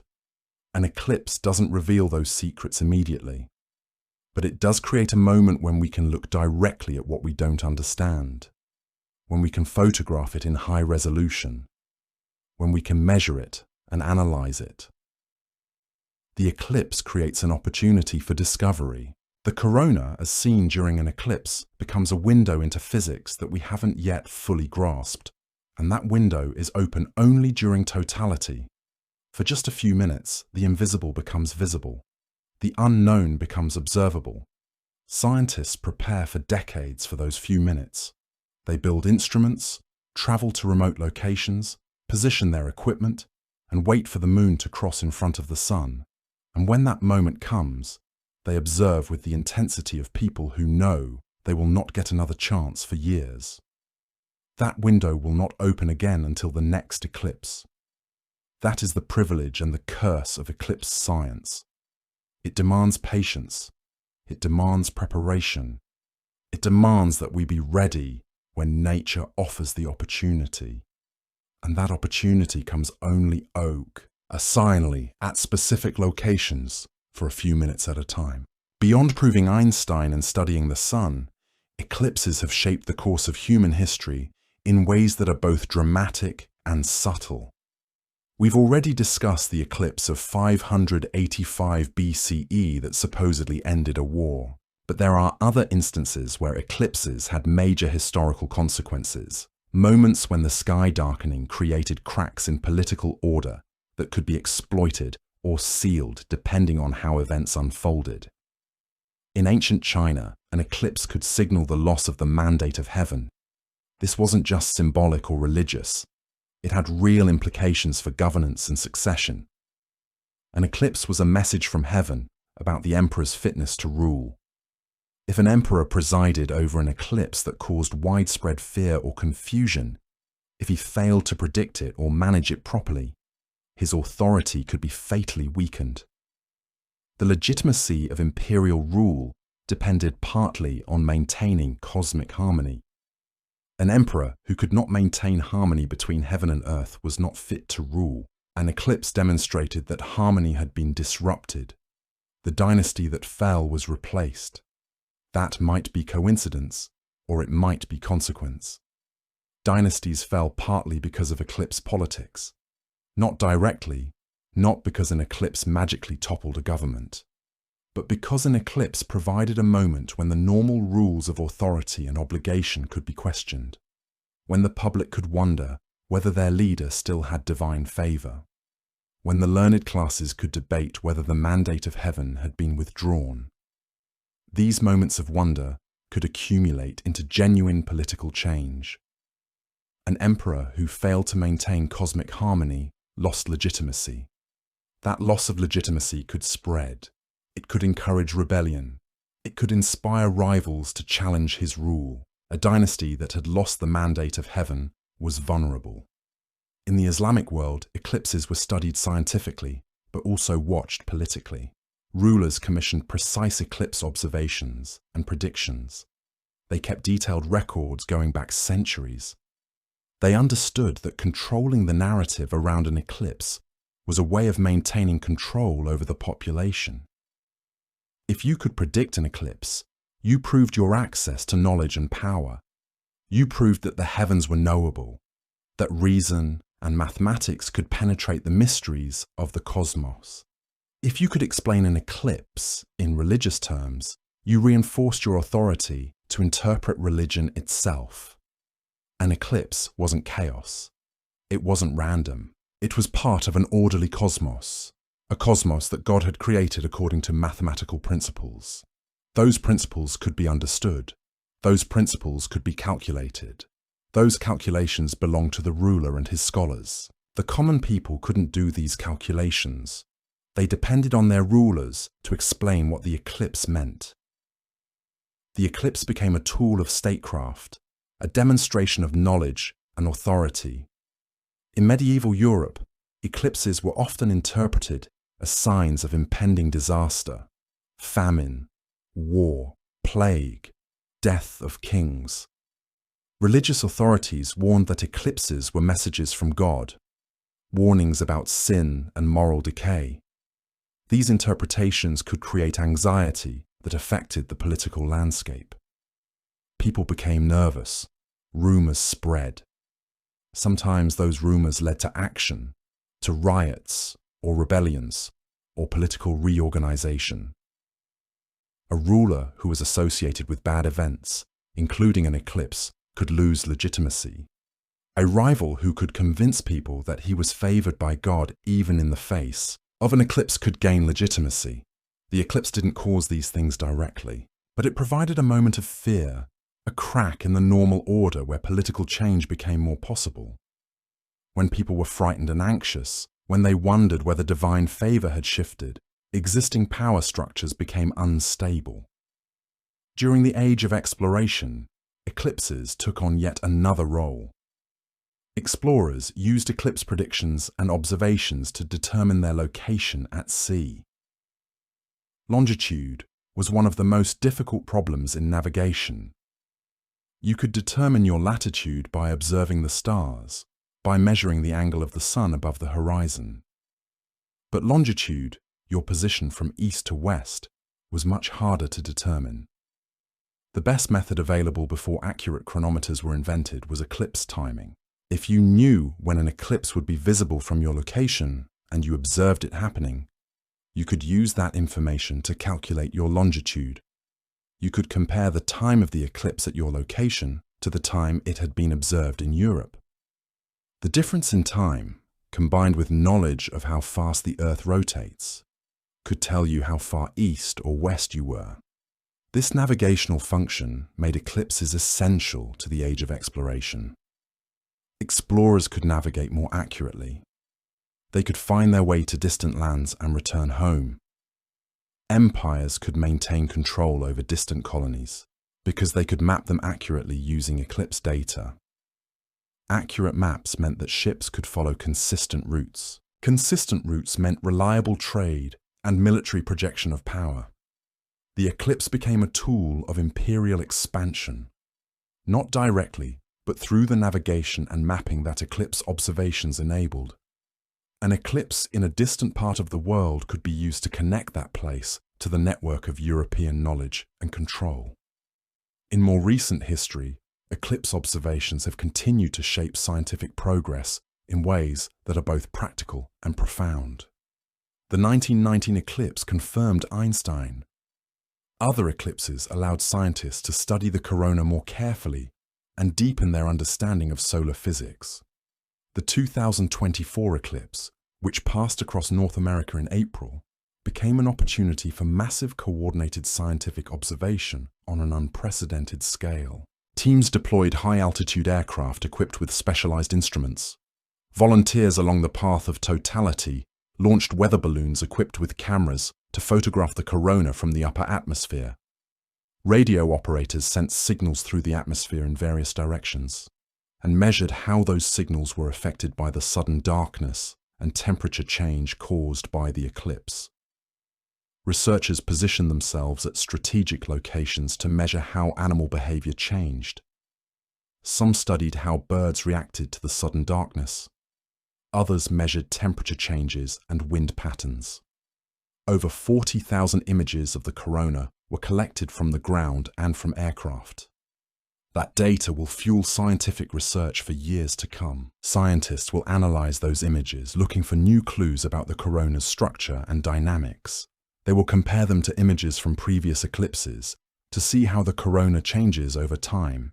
They will use spectroscopic data to refine their understanding of the corona's composition and temperature distribution. The 2024 eclipse became a moment when resources from universities, government agencies, and citizen scientists concentrated on observation, when resources focused on science, when the normal distractions of daily life faded and we collectively turned our attention upward. The eclipse created a shared moment of wonder and inquiry. That moment united people across the continent. Millions of people traveled to see the eclipse. Millions more watched it online. All were experiencing the same phenomenon, the same moment of darkness and wonder. That shared experience created a sense of collective participation in science. Everyone became an observer. Everyone became part of the scientific process. Beyond total eclipses, there are other types of eclipses that reveal different aspects of celestial mechanics and the three-dimensional geometry of space. An annular eclipse occurs when the moon is farther away from Earth than during a total eclipse, so it appears smaller in the sky. During an annular eclipse, the moon doesn't completely cover the sun. Instead, a thin ring of the sun remains visible around the moon's dark silhouette. This ring looks like a burning circle suspended in the sky, a brilliant halo of sunlight surrounding the moon's dark disk. During an annular eclipse, the landscape doesn't darken the way it does during a total eclipse. The sun's light diminishes but remains substantial. The temperature doesn't drop as dramatically.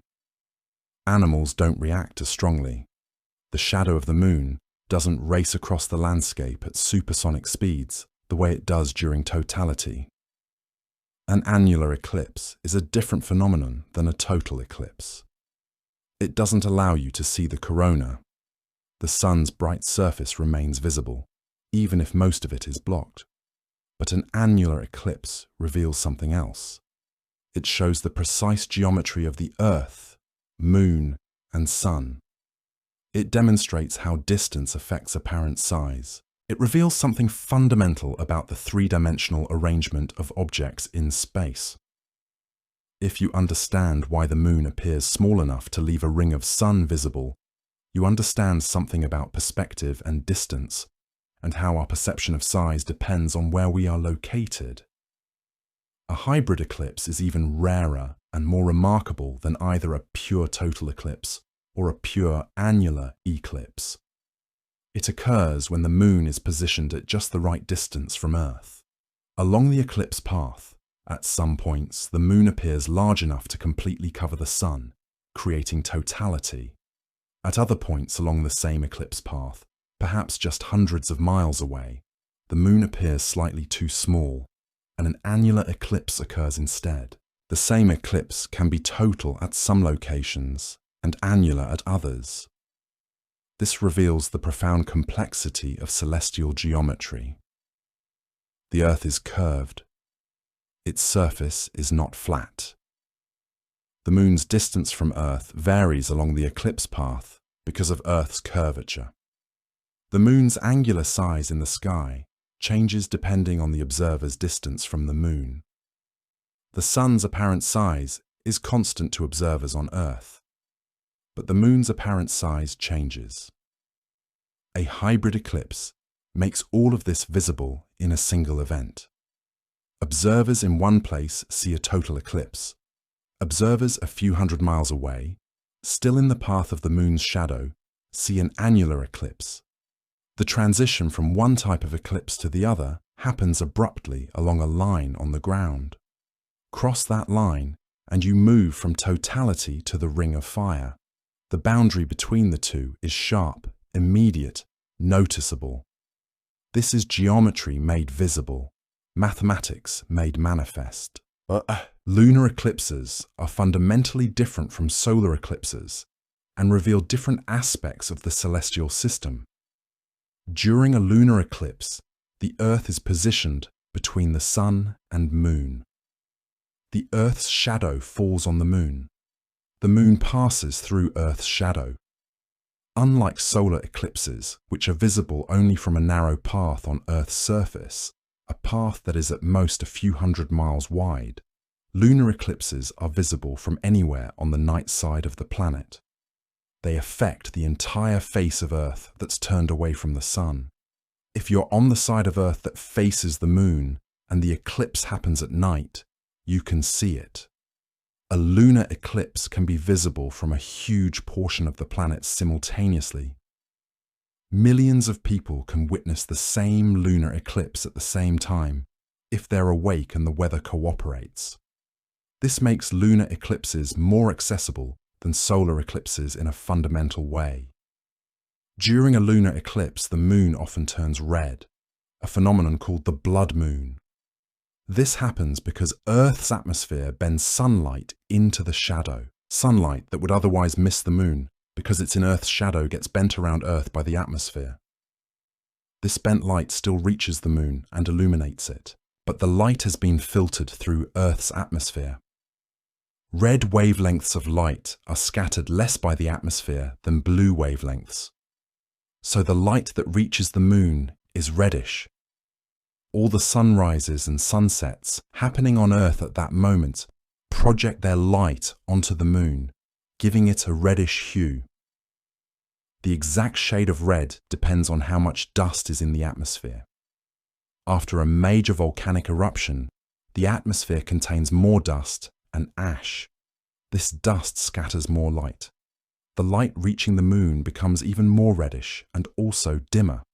During a lunar eclipse that occurs after a major volcanic eruption, the moon can become very dark, nearly invisible. During a lunar eclipse that occurs when the atmosphere is relatively clear, the moon can remain quite bright, a brilliant tea red. This connection between lunar eclipses and atmospheric conditions reveals yet another way that eclipses are linked to Earth's systems. They reflect not just celestial mechanics, but also conditions on our own planet. A lunar eclipse is a mirror. It reflects the state of Earth's atmosphere back at us. An eclipse, whether solar or lunar, whether total or annular or hybrid, is ultimately a revelation. It reveals the mechanical arrangements of celestial bodies. It reveals the laws of physics operating on the grandest scales. It reveals the historical connections between observation and knowledge. It reveals the atmosphere. It reveals the sun's composition and temperature structure. It reveals the structure of space itself, the way gravity warps space-time and bends light. Each type of eclipse reveals something different. Each observation adds to the accumulating knowledge. The eclipse becomes a teacher, a regular visitor that shows us something new each time it appears. The revelation never stops. The mysteries never fully resolve. There is always more to learn, yet there is something that needs to be said about the nature of that learning, about the people who have chosen to devote themselves entirely to the pursuit of understanding eclipses through personal experience.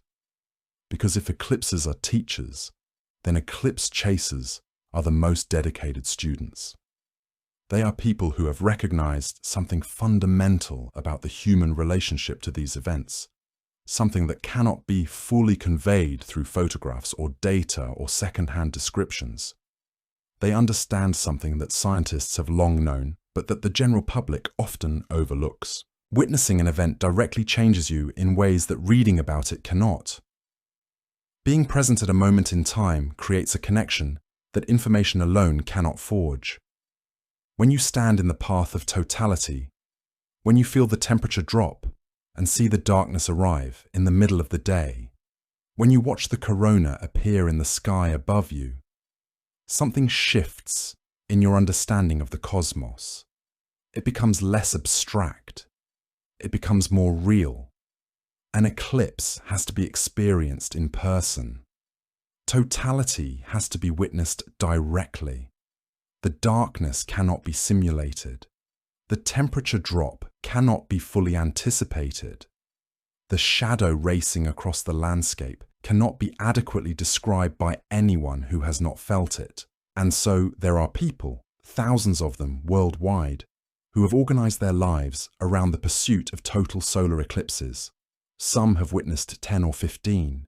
Some have seen 20 or more. The record holders have observed over 40 total solar eclipses in their lifetimes.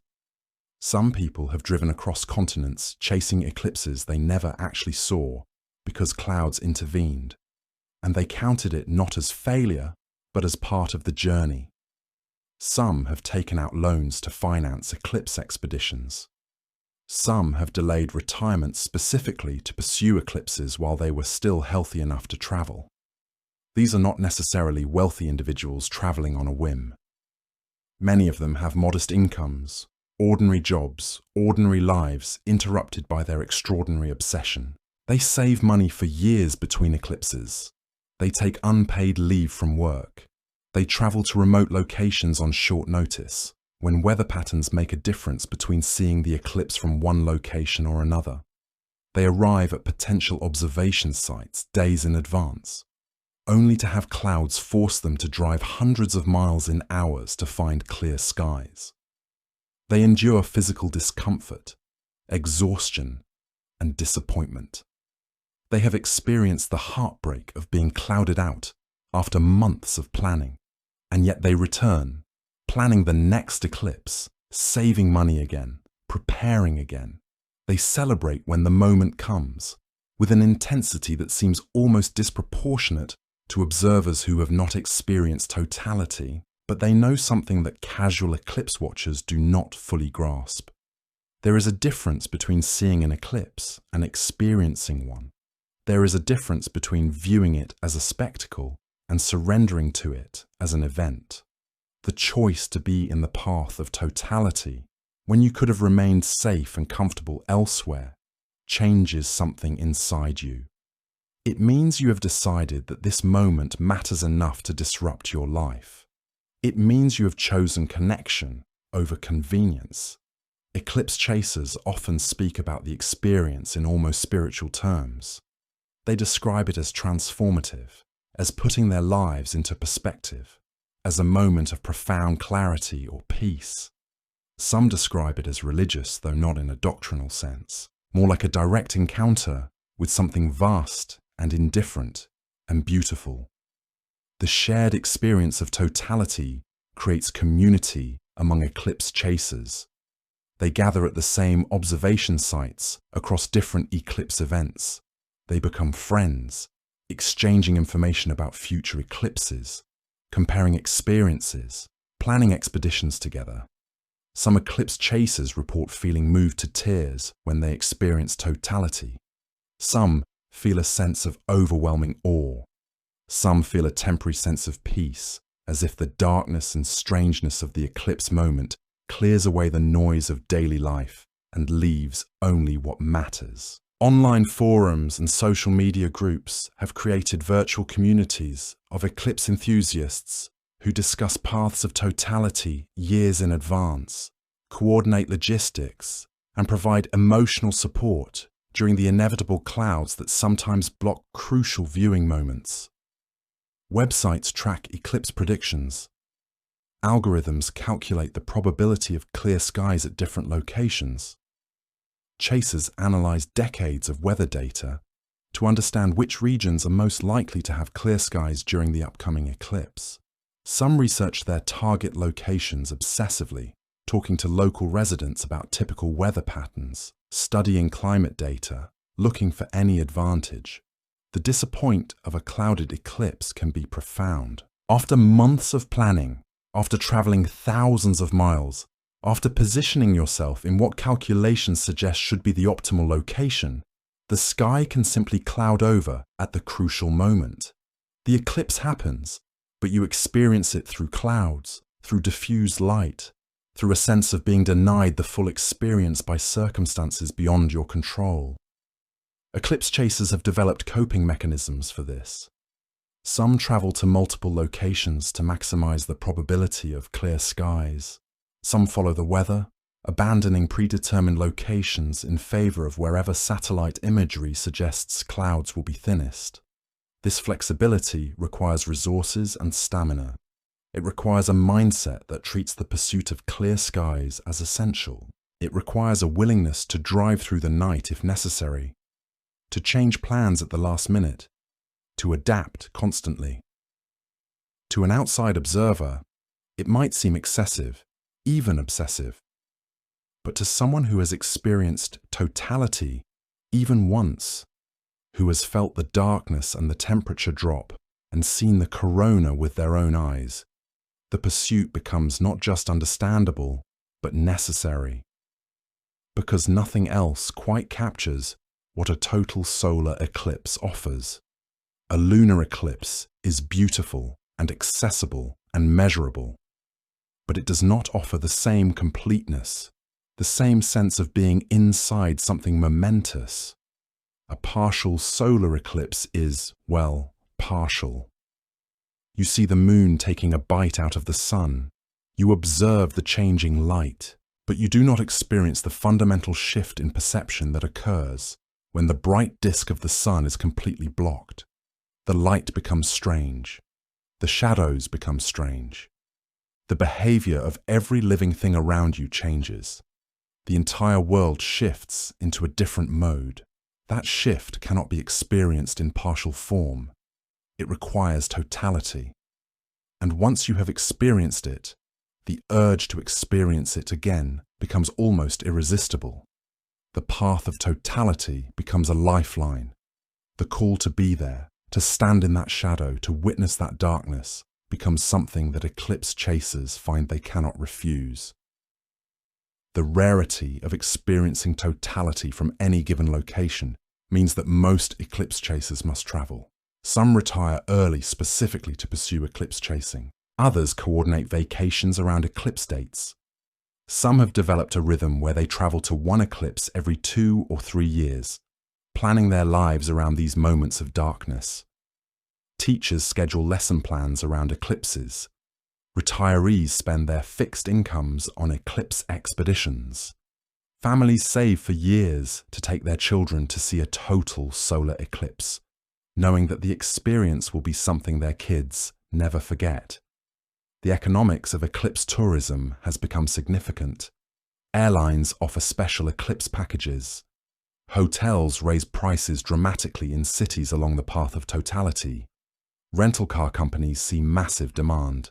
Entire tour operators have built businesses around eclipse travel, offering guided expeditions to optimal viewing locations, handling logistics, providing expert commentary. Communities that lie in the path of totality prepare for an influx of visitors, sometimes doubling or tripling their normal population in the days surrounding the eclipse. Small towns that had been losing population in recent years sometimes experience a temporary boom when an eclipse path passes through them. Hotels fill to capacity months in advance. Restaurants run out of food. Gas stations run low on fuel. Local government agencies create special traffic plans. Temporary viewing areas are established. Volunteer organizations staff information booths. The infrastructure of entire regions strains under the weight of eclipse chasers converging on optimal viewing locations. Local businesses celebrate the surge in customers. Stores sell out of supplies. Restaurants extend hours. Communities that have been struggling economically suddenly find themselves in demand. And then, after the eclipse ends, the visitors leave. Hotels empty out. Restaurants return to normal service levels. The towns that experienced a brief surge of prosperity return to their previous patterns. This cycle has become predictable. Communities learn to expect it, to prepare for it, to profit from it when possible. The economic impact of major eclipses can be substantial. Spending on hotels, restaurants, transportation, and supplies can add up to hundreds of millions of dollars distributed across the path of totality. Some economists have studied this as a form of temporary economic stimulus, examining how eclipse tourism affects regional economies in measurable ways. For some communities, the eclipse is a windfall. For others, it is overwhelming. For all, it is temporary. But beyond the economics, there is something else happening. The gathering of thousands or hundreds of thousands of people in one location for a single shared event creates something like communion. The isolation of the eclipse moment, knowing that this specific view, this specific location, this specific position relative to the moon and sun will never be repeated in exactly the same way, creates a sense of privilege. You are here. You are experiencing this. It will never happen here again in exactly this form. That sense of privilege, of being in the right place at the right time, creates a bond between eclipse chasers. They become colleagues in an endeavor that requires patience, planning, and faith. Faith that the weather will cooperate. Faith that the calculations are correct. Faith that the effort invested will be rewarded by the sight of the corona in the dark daytime sky.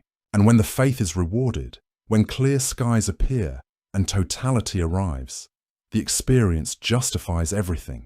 The effort, the travel, the expense, the uncertainty, all of it is validated by those few minutes of darkness and light and strangeness. During totality, there is a moment when the eclipse is deepest, when the moon is directly in front of the sun, when the corona is brightest and most visible. At this moment, observers often feel a sense of awe or peace. Some feel almost paradoxically sad that the moment will end. Some feel gratitude that they got to experience it. Some feel a connection to everyone else around them who is experiencing the same thing at the same time. And then the moment begins to pass. The moon slowly moves. A bright flash appears on the far side of the sun, the diamond ring effect, named for its resemblance to a brilliant gemstone emerging from shadow. And then totality is over. The light returns. The world becomes normal again, and observers are left with the memory and the knowledge that they have experienced something extraordinary. An eclipse chaser who has finally seen totality after years of planning, or who has traveled to their 10th or 20th eclipse, will describe the experience with an intensity that borders on religious fervor.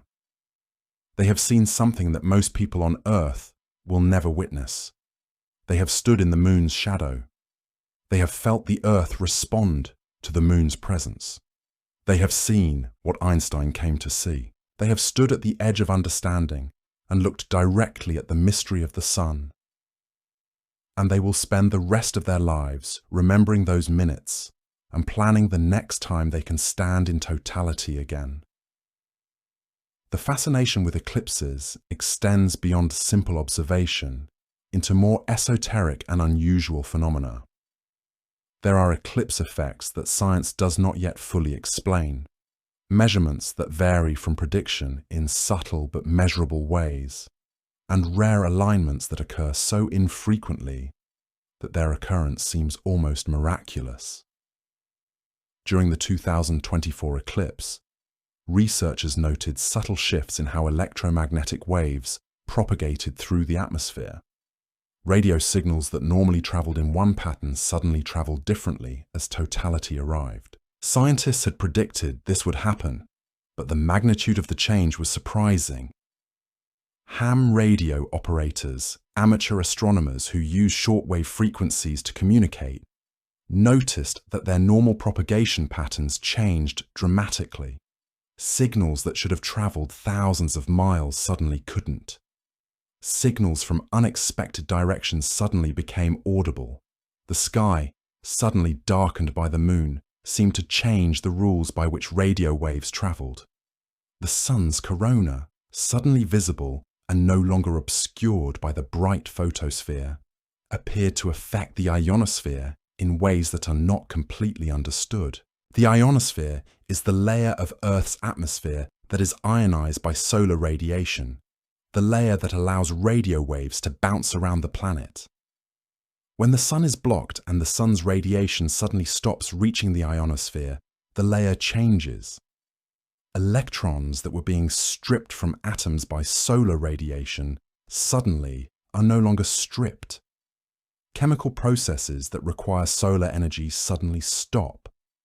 The state of the ionosphere shifts, and that shift affects how electromagnetic waves propagate. It happens in minutes. The eclipse begins. Totality arrives. The radio propagation changes, and then it changes back as the eclipse ends. The entire cycle lasts hours at most, but the effects within that window are measurable and real. Scientists monitoring these effects during the 2024 eclipse collected data that will help them understand the relationship between the sun and the upper atmosphere more deeply. Universities deployed sensitive equipment specifically to measure how the ionosphere changed during the eclipse. Some teams tracked how cosmic rays behaved when the sun's shielding effect was suddenly removed. Cosmic rays constantly bombard Earth's atmosphere, but the sun's magnetosphere and the Earth's magnetic field deflect many of them. When the sun is temporarily blocked and its direct radiation stops, the cosmic ray environment changes. These are not huge changes, not changes that would affect daily life, but they are measurable. They are real, and they reveal something about how the sun actively protects us. But it also revealed something intriguing that has persisted across multiple eclipses.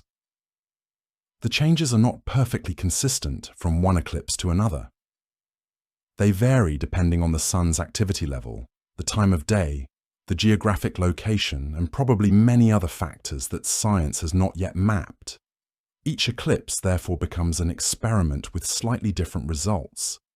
Each eclipse teaches something that cannot be learned from any other eclipse because the circumstances are never quite identical. The sun is in a different part of its cycle. The Earth's atmosphere contains different dust and aerosol particles. The weather patterns are different. The magnetic field of the Earth might be in a different configuration. All of these variables mean that every eclipse is unique not just in location, but in physical properties. Scientists can predict the basics of an eclipse with extraordinary precision centuries in advance. They can calculate when and where totality will occur. They can predict the duration of totality to within seconds. They can predict the path of the moon's shadow across the landscape to within miles. But they cannot predict with complete accuracy what the corona will look like. They cannot predict with complete accuracy how all the subtle atmospheric effects will unfold. They cannot predict with complete accuracy what new details of solar physics might be revealed by detailed observation. That unpredictability, combined with the rarity of eclipses, means that every eclipse is genuinely important to science. Every observation could potentially reveal something new. Every measurement could potentially challenge existing models or confirm predictions made decades earlier. The 2024 eclipse provided data about how the corona appears at solar maximum, a time of peak solar activity. Previous eclipses had provided data about how the corona appears during different parts of the solar cycle. By comparing all these observations, scientists are building a more complete picture of how the sun's atmosphere varies over time. But gaps remain. There are epochs in the past, decades or centuries ago, when technology was less advanced, when observations were less precise, when fewer people were watching. Data from those periods is incomplete. The corona during the eclipse of 1918 was observed, but not with the precision that modern equipment allows. The corona during the eclipse of 1991 was observed, but space-based instruments were less sophisticated than they are now. Building a complete picture of how the corona varies requires both historical data and modern observations. Eclipses provide both, but only if we take the time to observe them carefully and preserve the data we collect. The rarity of eclipses also means that phenomena that occur during eclipses are rare by definition. Some effects have been observed only once or twice. Some might have been observed but not recognized as significant at the time. The challenge of eclipse science is that the phenomena you are looking for might be rare enough that you could observe dozens of eclipses and never see it. This is where the concept of hybrid and annular eclipses becomes important, because they reveal aspects of celestial geometry that total eclipses do not. An annular eclipse, where the moon appears too small to completely cover the sun, allows you to see the effect of the sun's distance on the moon's apparent size. You can observe the ring of sunlight around the moon's silhouette and think about why the ring exists, what it tells us about orbital mechanics, what it reveals about how our distance from celestial objects affects how we perceive them. The phenomenon is not explained in textbooks alone. It is revealed through direct observation. During an annular eclipse, the sun becomes a brilliant ring suspended around the moon's dark disk. The effect is called the ring of fire, though it looks less like fire and more like a burning halo. The light remains bright enough that you must wear eclipse glasses to observe it safely. The temperature does not drop as dramatically as during totality. Animals do not become confused the way they do during total eclipse, but the experience is still remarkable, still strange, still fundamentally different from normal sunlight. The ring of fire reveals the sun's atmosphere in a different way than totality does. You see the edge of the photosphere clearly defined. You see where the moon's silhouette is positioned against the sun's bright surface. You understand viscerally through observation why an annular eclipse occurs when the moon is farther away, why the moon appears smaller, why the sun peaks around the moon's edges. A hybrid eclipse, where the type of eclipse changes from total to annular, or vice versa, along the eclipse path, reveals something even more fundamental. It shows that the boundary between two types of observations is not fixed. It depends on where you stand. It depends on the three-dimensional geometry of the situation.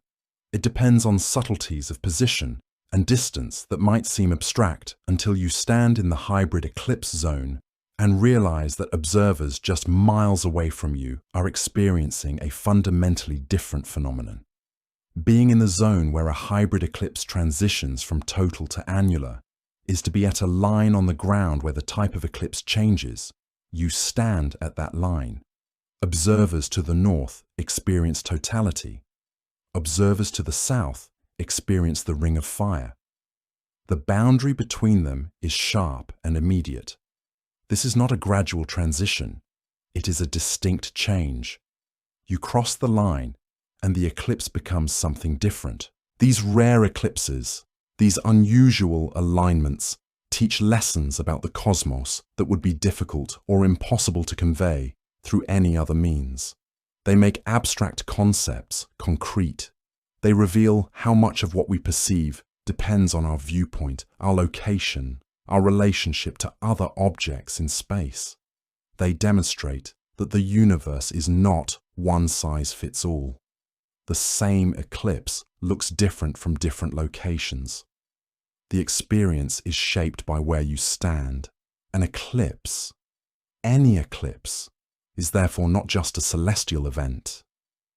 It is a lesson in perspective, in humility, in the recognition that our perception of the universe depends critically on where we happen to be standing when we look up at the sky.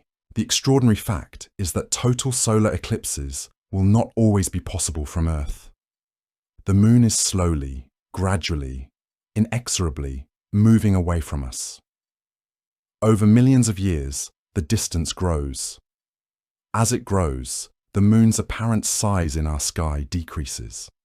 The moment when the moon appears exactly the same size as the sun is not permanent. It is a temporary alignment, a cosmic coincidence that happens to exist right now, in this era of Earth's history. At some point in the distant future, perhaps in a few 100 million years, the moon will have moved far enough that it will no longer be able to completely cover the sun. the moon will be too small. Annular eclipses will still occur, but total solar eclipses will become impossible. The corona will become permanently invisible from Earth. The experience of standing in totality, of seeing the sun's outer atmosphere blazing in the daytime sky, will no longer be possible for anyone on this planet. This is not speculation, this is physics. The moon is leaving us at a measurable rate, about 3.8 centimeters per year. That rate is consistent. That rate can be measured with modern instruments. Given enough time, the cumulative effect becomes undeniable. We live in a window of cosmic time when total solar eclipses are possible. We live in a window that is closing, very slowly, but closing nonetheless. We do not live in the age when total solar eclipses first became possible. When the moon formed, over 4 billion years ago, it was much closer to the Earth. It appeared much larger in our sky. At that time, the moon would have blocked not just the sun, but also most of the corona. The corona would have been completely hidden, not visible at all. As the moon moved away over the eons, the corona gradually became visible. Perhaps 1 billion years ago, the moon had moved far enough that eclipses began to reveal the corona.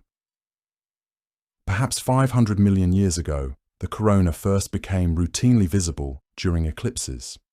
We do not know exactly when the window opened. We do know that it is open now and that it is slowly closing. The implications of this are profound. It means that total solar eclipses are a temporary feature of Earth. They are not eternal. They will not always exist. They are a gift of this particular moment in cosmic time. The fact that we live in an age when total solar eclipses are possible makes them more precious, more significant, more worth traveling to see. We are not guaranteed to have this forever. Future generations, thousands of years from now, will look at eclipse records from our time and read about this window in cosmic history.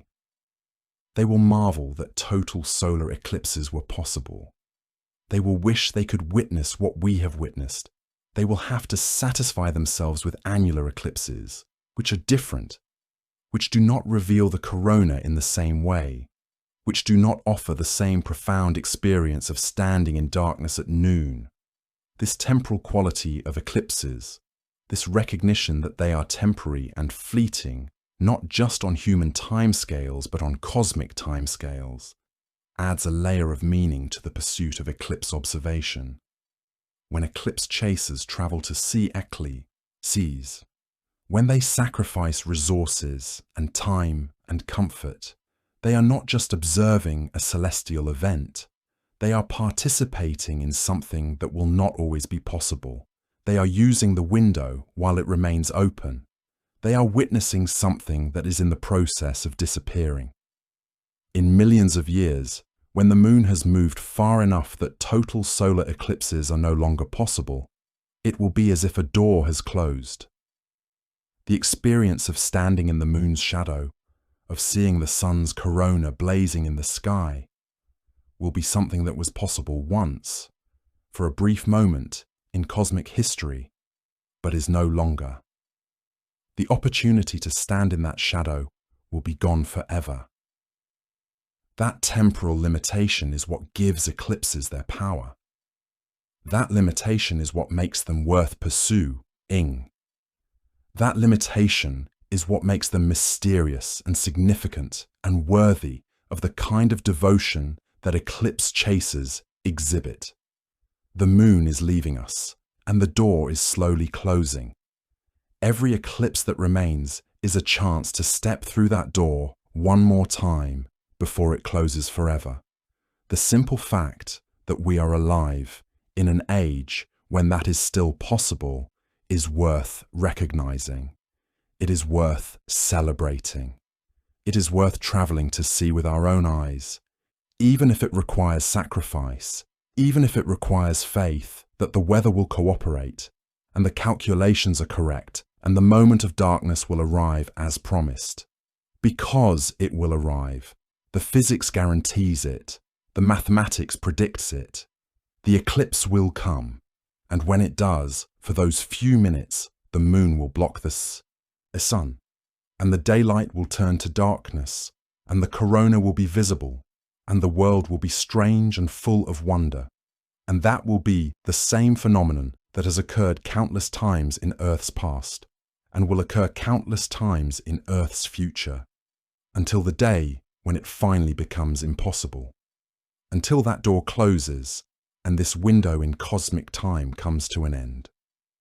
We are fortunate to live in this moment, fortunate to have the technology to predict eclipses centuries in advance, fortunate to have the ability to travel to where they can be seen, fortunate to have the curiosity to wonder why they occur and the motivation to observe them carefully and the desire to understand what they reveal.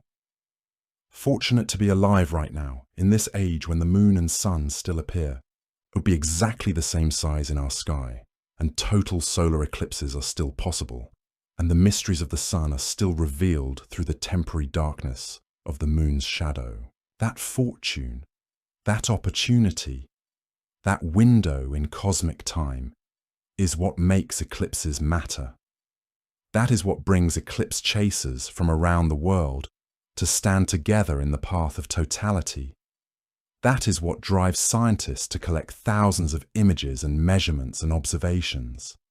That is what makes an eclipse more than just a celestial event. It is a reminder that we are living in a moment that will not last forever, and that some opportunities, once past, are gone for millions of years. An eclipse is an invitation to step outside of normal time and normal perception. It is an invitation to wonder. It is an invitation to remember that we are small, that we live on a planet orbiting a star in a galaxy among billions of galaxies, and that the universe operates according to laws that are knowable, calculable, and beautiful. We can predict an eclipse centuries in advance because we understand the mechanics of orbits and gravity and motion. And yet when the eclipse arrives, when the moon crosses in front of the sun, when the darkness comes, the experience remains profound and moving. Understanding does not diminish wonder. Calculation does not reduce awe. An eclipse invites both. It rewards both. It offers the satisfaction of prediction fulfilled and the shock of experience directly witnessed. For those who have traveled to see a total solar eclipse, the experience becomes a marker in their lives. The day before the eclipse, the day of the eclipse, the day after. The eclipse divides time. It creates a before and an after. For eclipse chasers, that division is intentional. That is part of why they travel. They want to create that marker. They want to stand in the moon's shadow and feel the division of time. They want to exist in that moment of totality and let it change their understanding of what is possible. An eclipse teaches us that change can come quickly, that the ordinary can become extraordinary, that the familiar sky can become unrecognizable, that light and darkness are not fixed states, but are constantly cycling, that the universe we inhabit is far stranger and more wonderful than we typically acknowledge in our daily lives. These lessons persist long after the eclipse ends. They persist even for people who did not travel to see it, who encountered it through data or photographs or descriptions. The eclipse teaches something about perspective that reverberates. It teaches humility. It teaches that our vantage point is unique and limited. It teaches that meaning arises from observation and understanding and shared experience. As long as humans live on Earth, as long as we look up at the sky and wonder about the cosmos, eclipses will matter. They will continue to draw observers to remote locations. They will continue to inspire scientists to collect data and test theories. They will continue to move people emotionally and spiritually. And they will continue to demonstrate something fundamental about the human condition. We are creatures who seek to understand the universe. We are creatures who travel to witness its mysteries. We are creatures who find meaning in the rare and temporary alignment of celestial bodies. That drive, that curiosity, that willingness to journey to stand in the moon's shadow, is what makes us human. And as long as total solar eclipses remain possible, that journey will continue. The eclipse endures as mystery and miracle and mathematics all at once. It remains the most accessible way for humans to directly observe the invisible architecture of the cosmos. It remains a moment when the ordinary becomes extraordinary, when civilization pauses to look upward, when millions of years of distance and ancient light converge in a few minutes of darkness at noon. Every total solar eclipse, whether witnessed by a single person in a remote location or by millions gathered across a continent, is a triumph of timing and fortune. It is a reminder that we exist at the intersection of mathematics and meaning, that the universe is stranger and more wonderful than we often admit, and that some mysteries, even in an age of perfect prediction, remain deeply moving. The next total eclipse will come, and after that, another, and people will travel to see them, will stand together in the path of totality, will feel the temperature drop and see the corona and know for themselves what so few humans ever get to experience. They will become part of an ancient tradition of eclipse observers, stretching back thousands of years to those first humans who looked up and saw the sun disappear and felt the awe that still echoes through us now.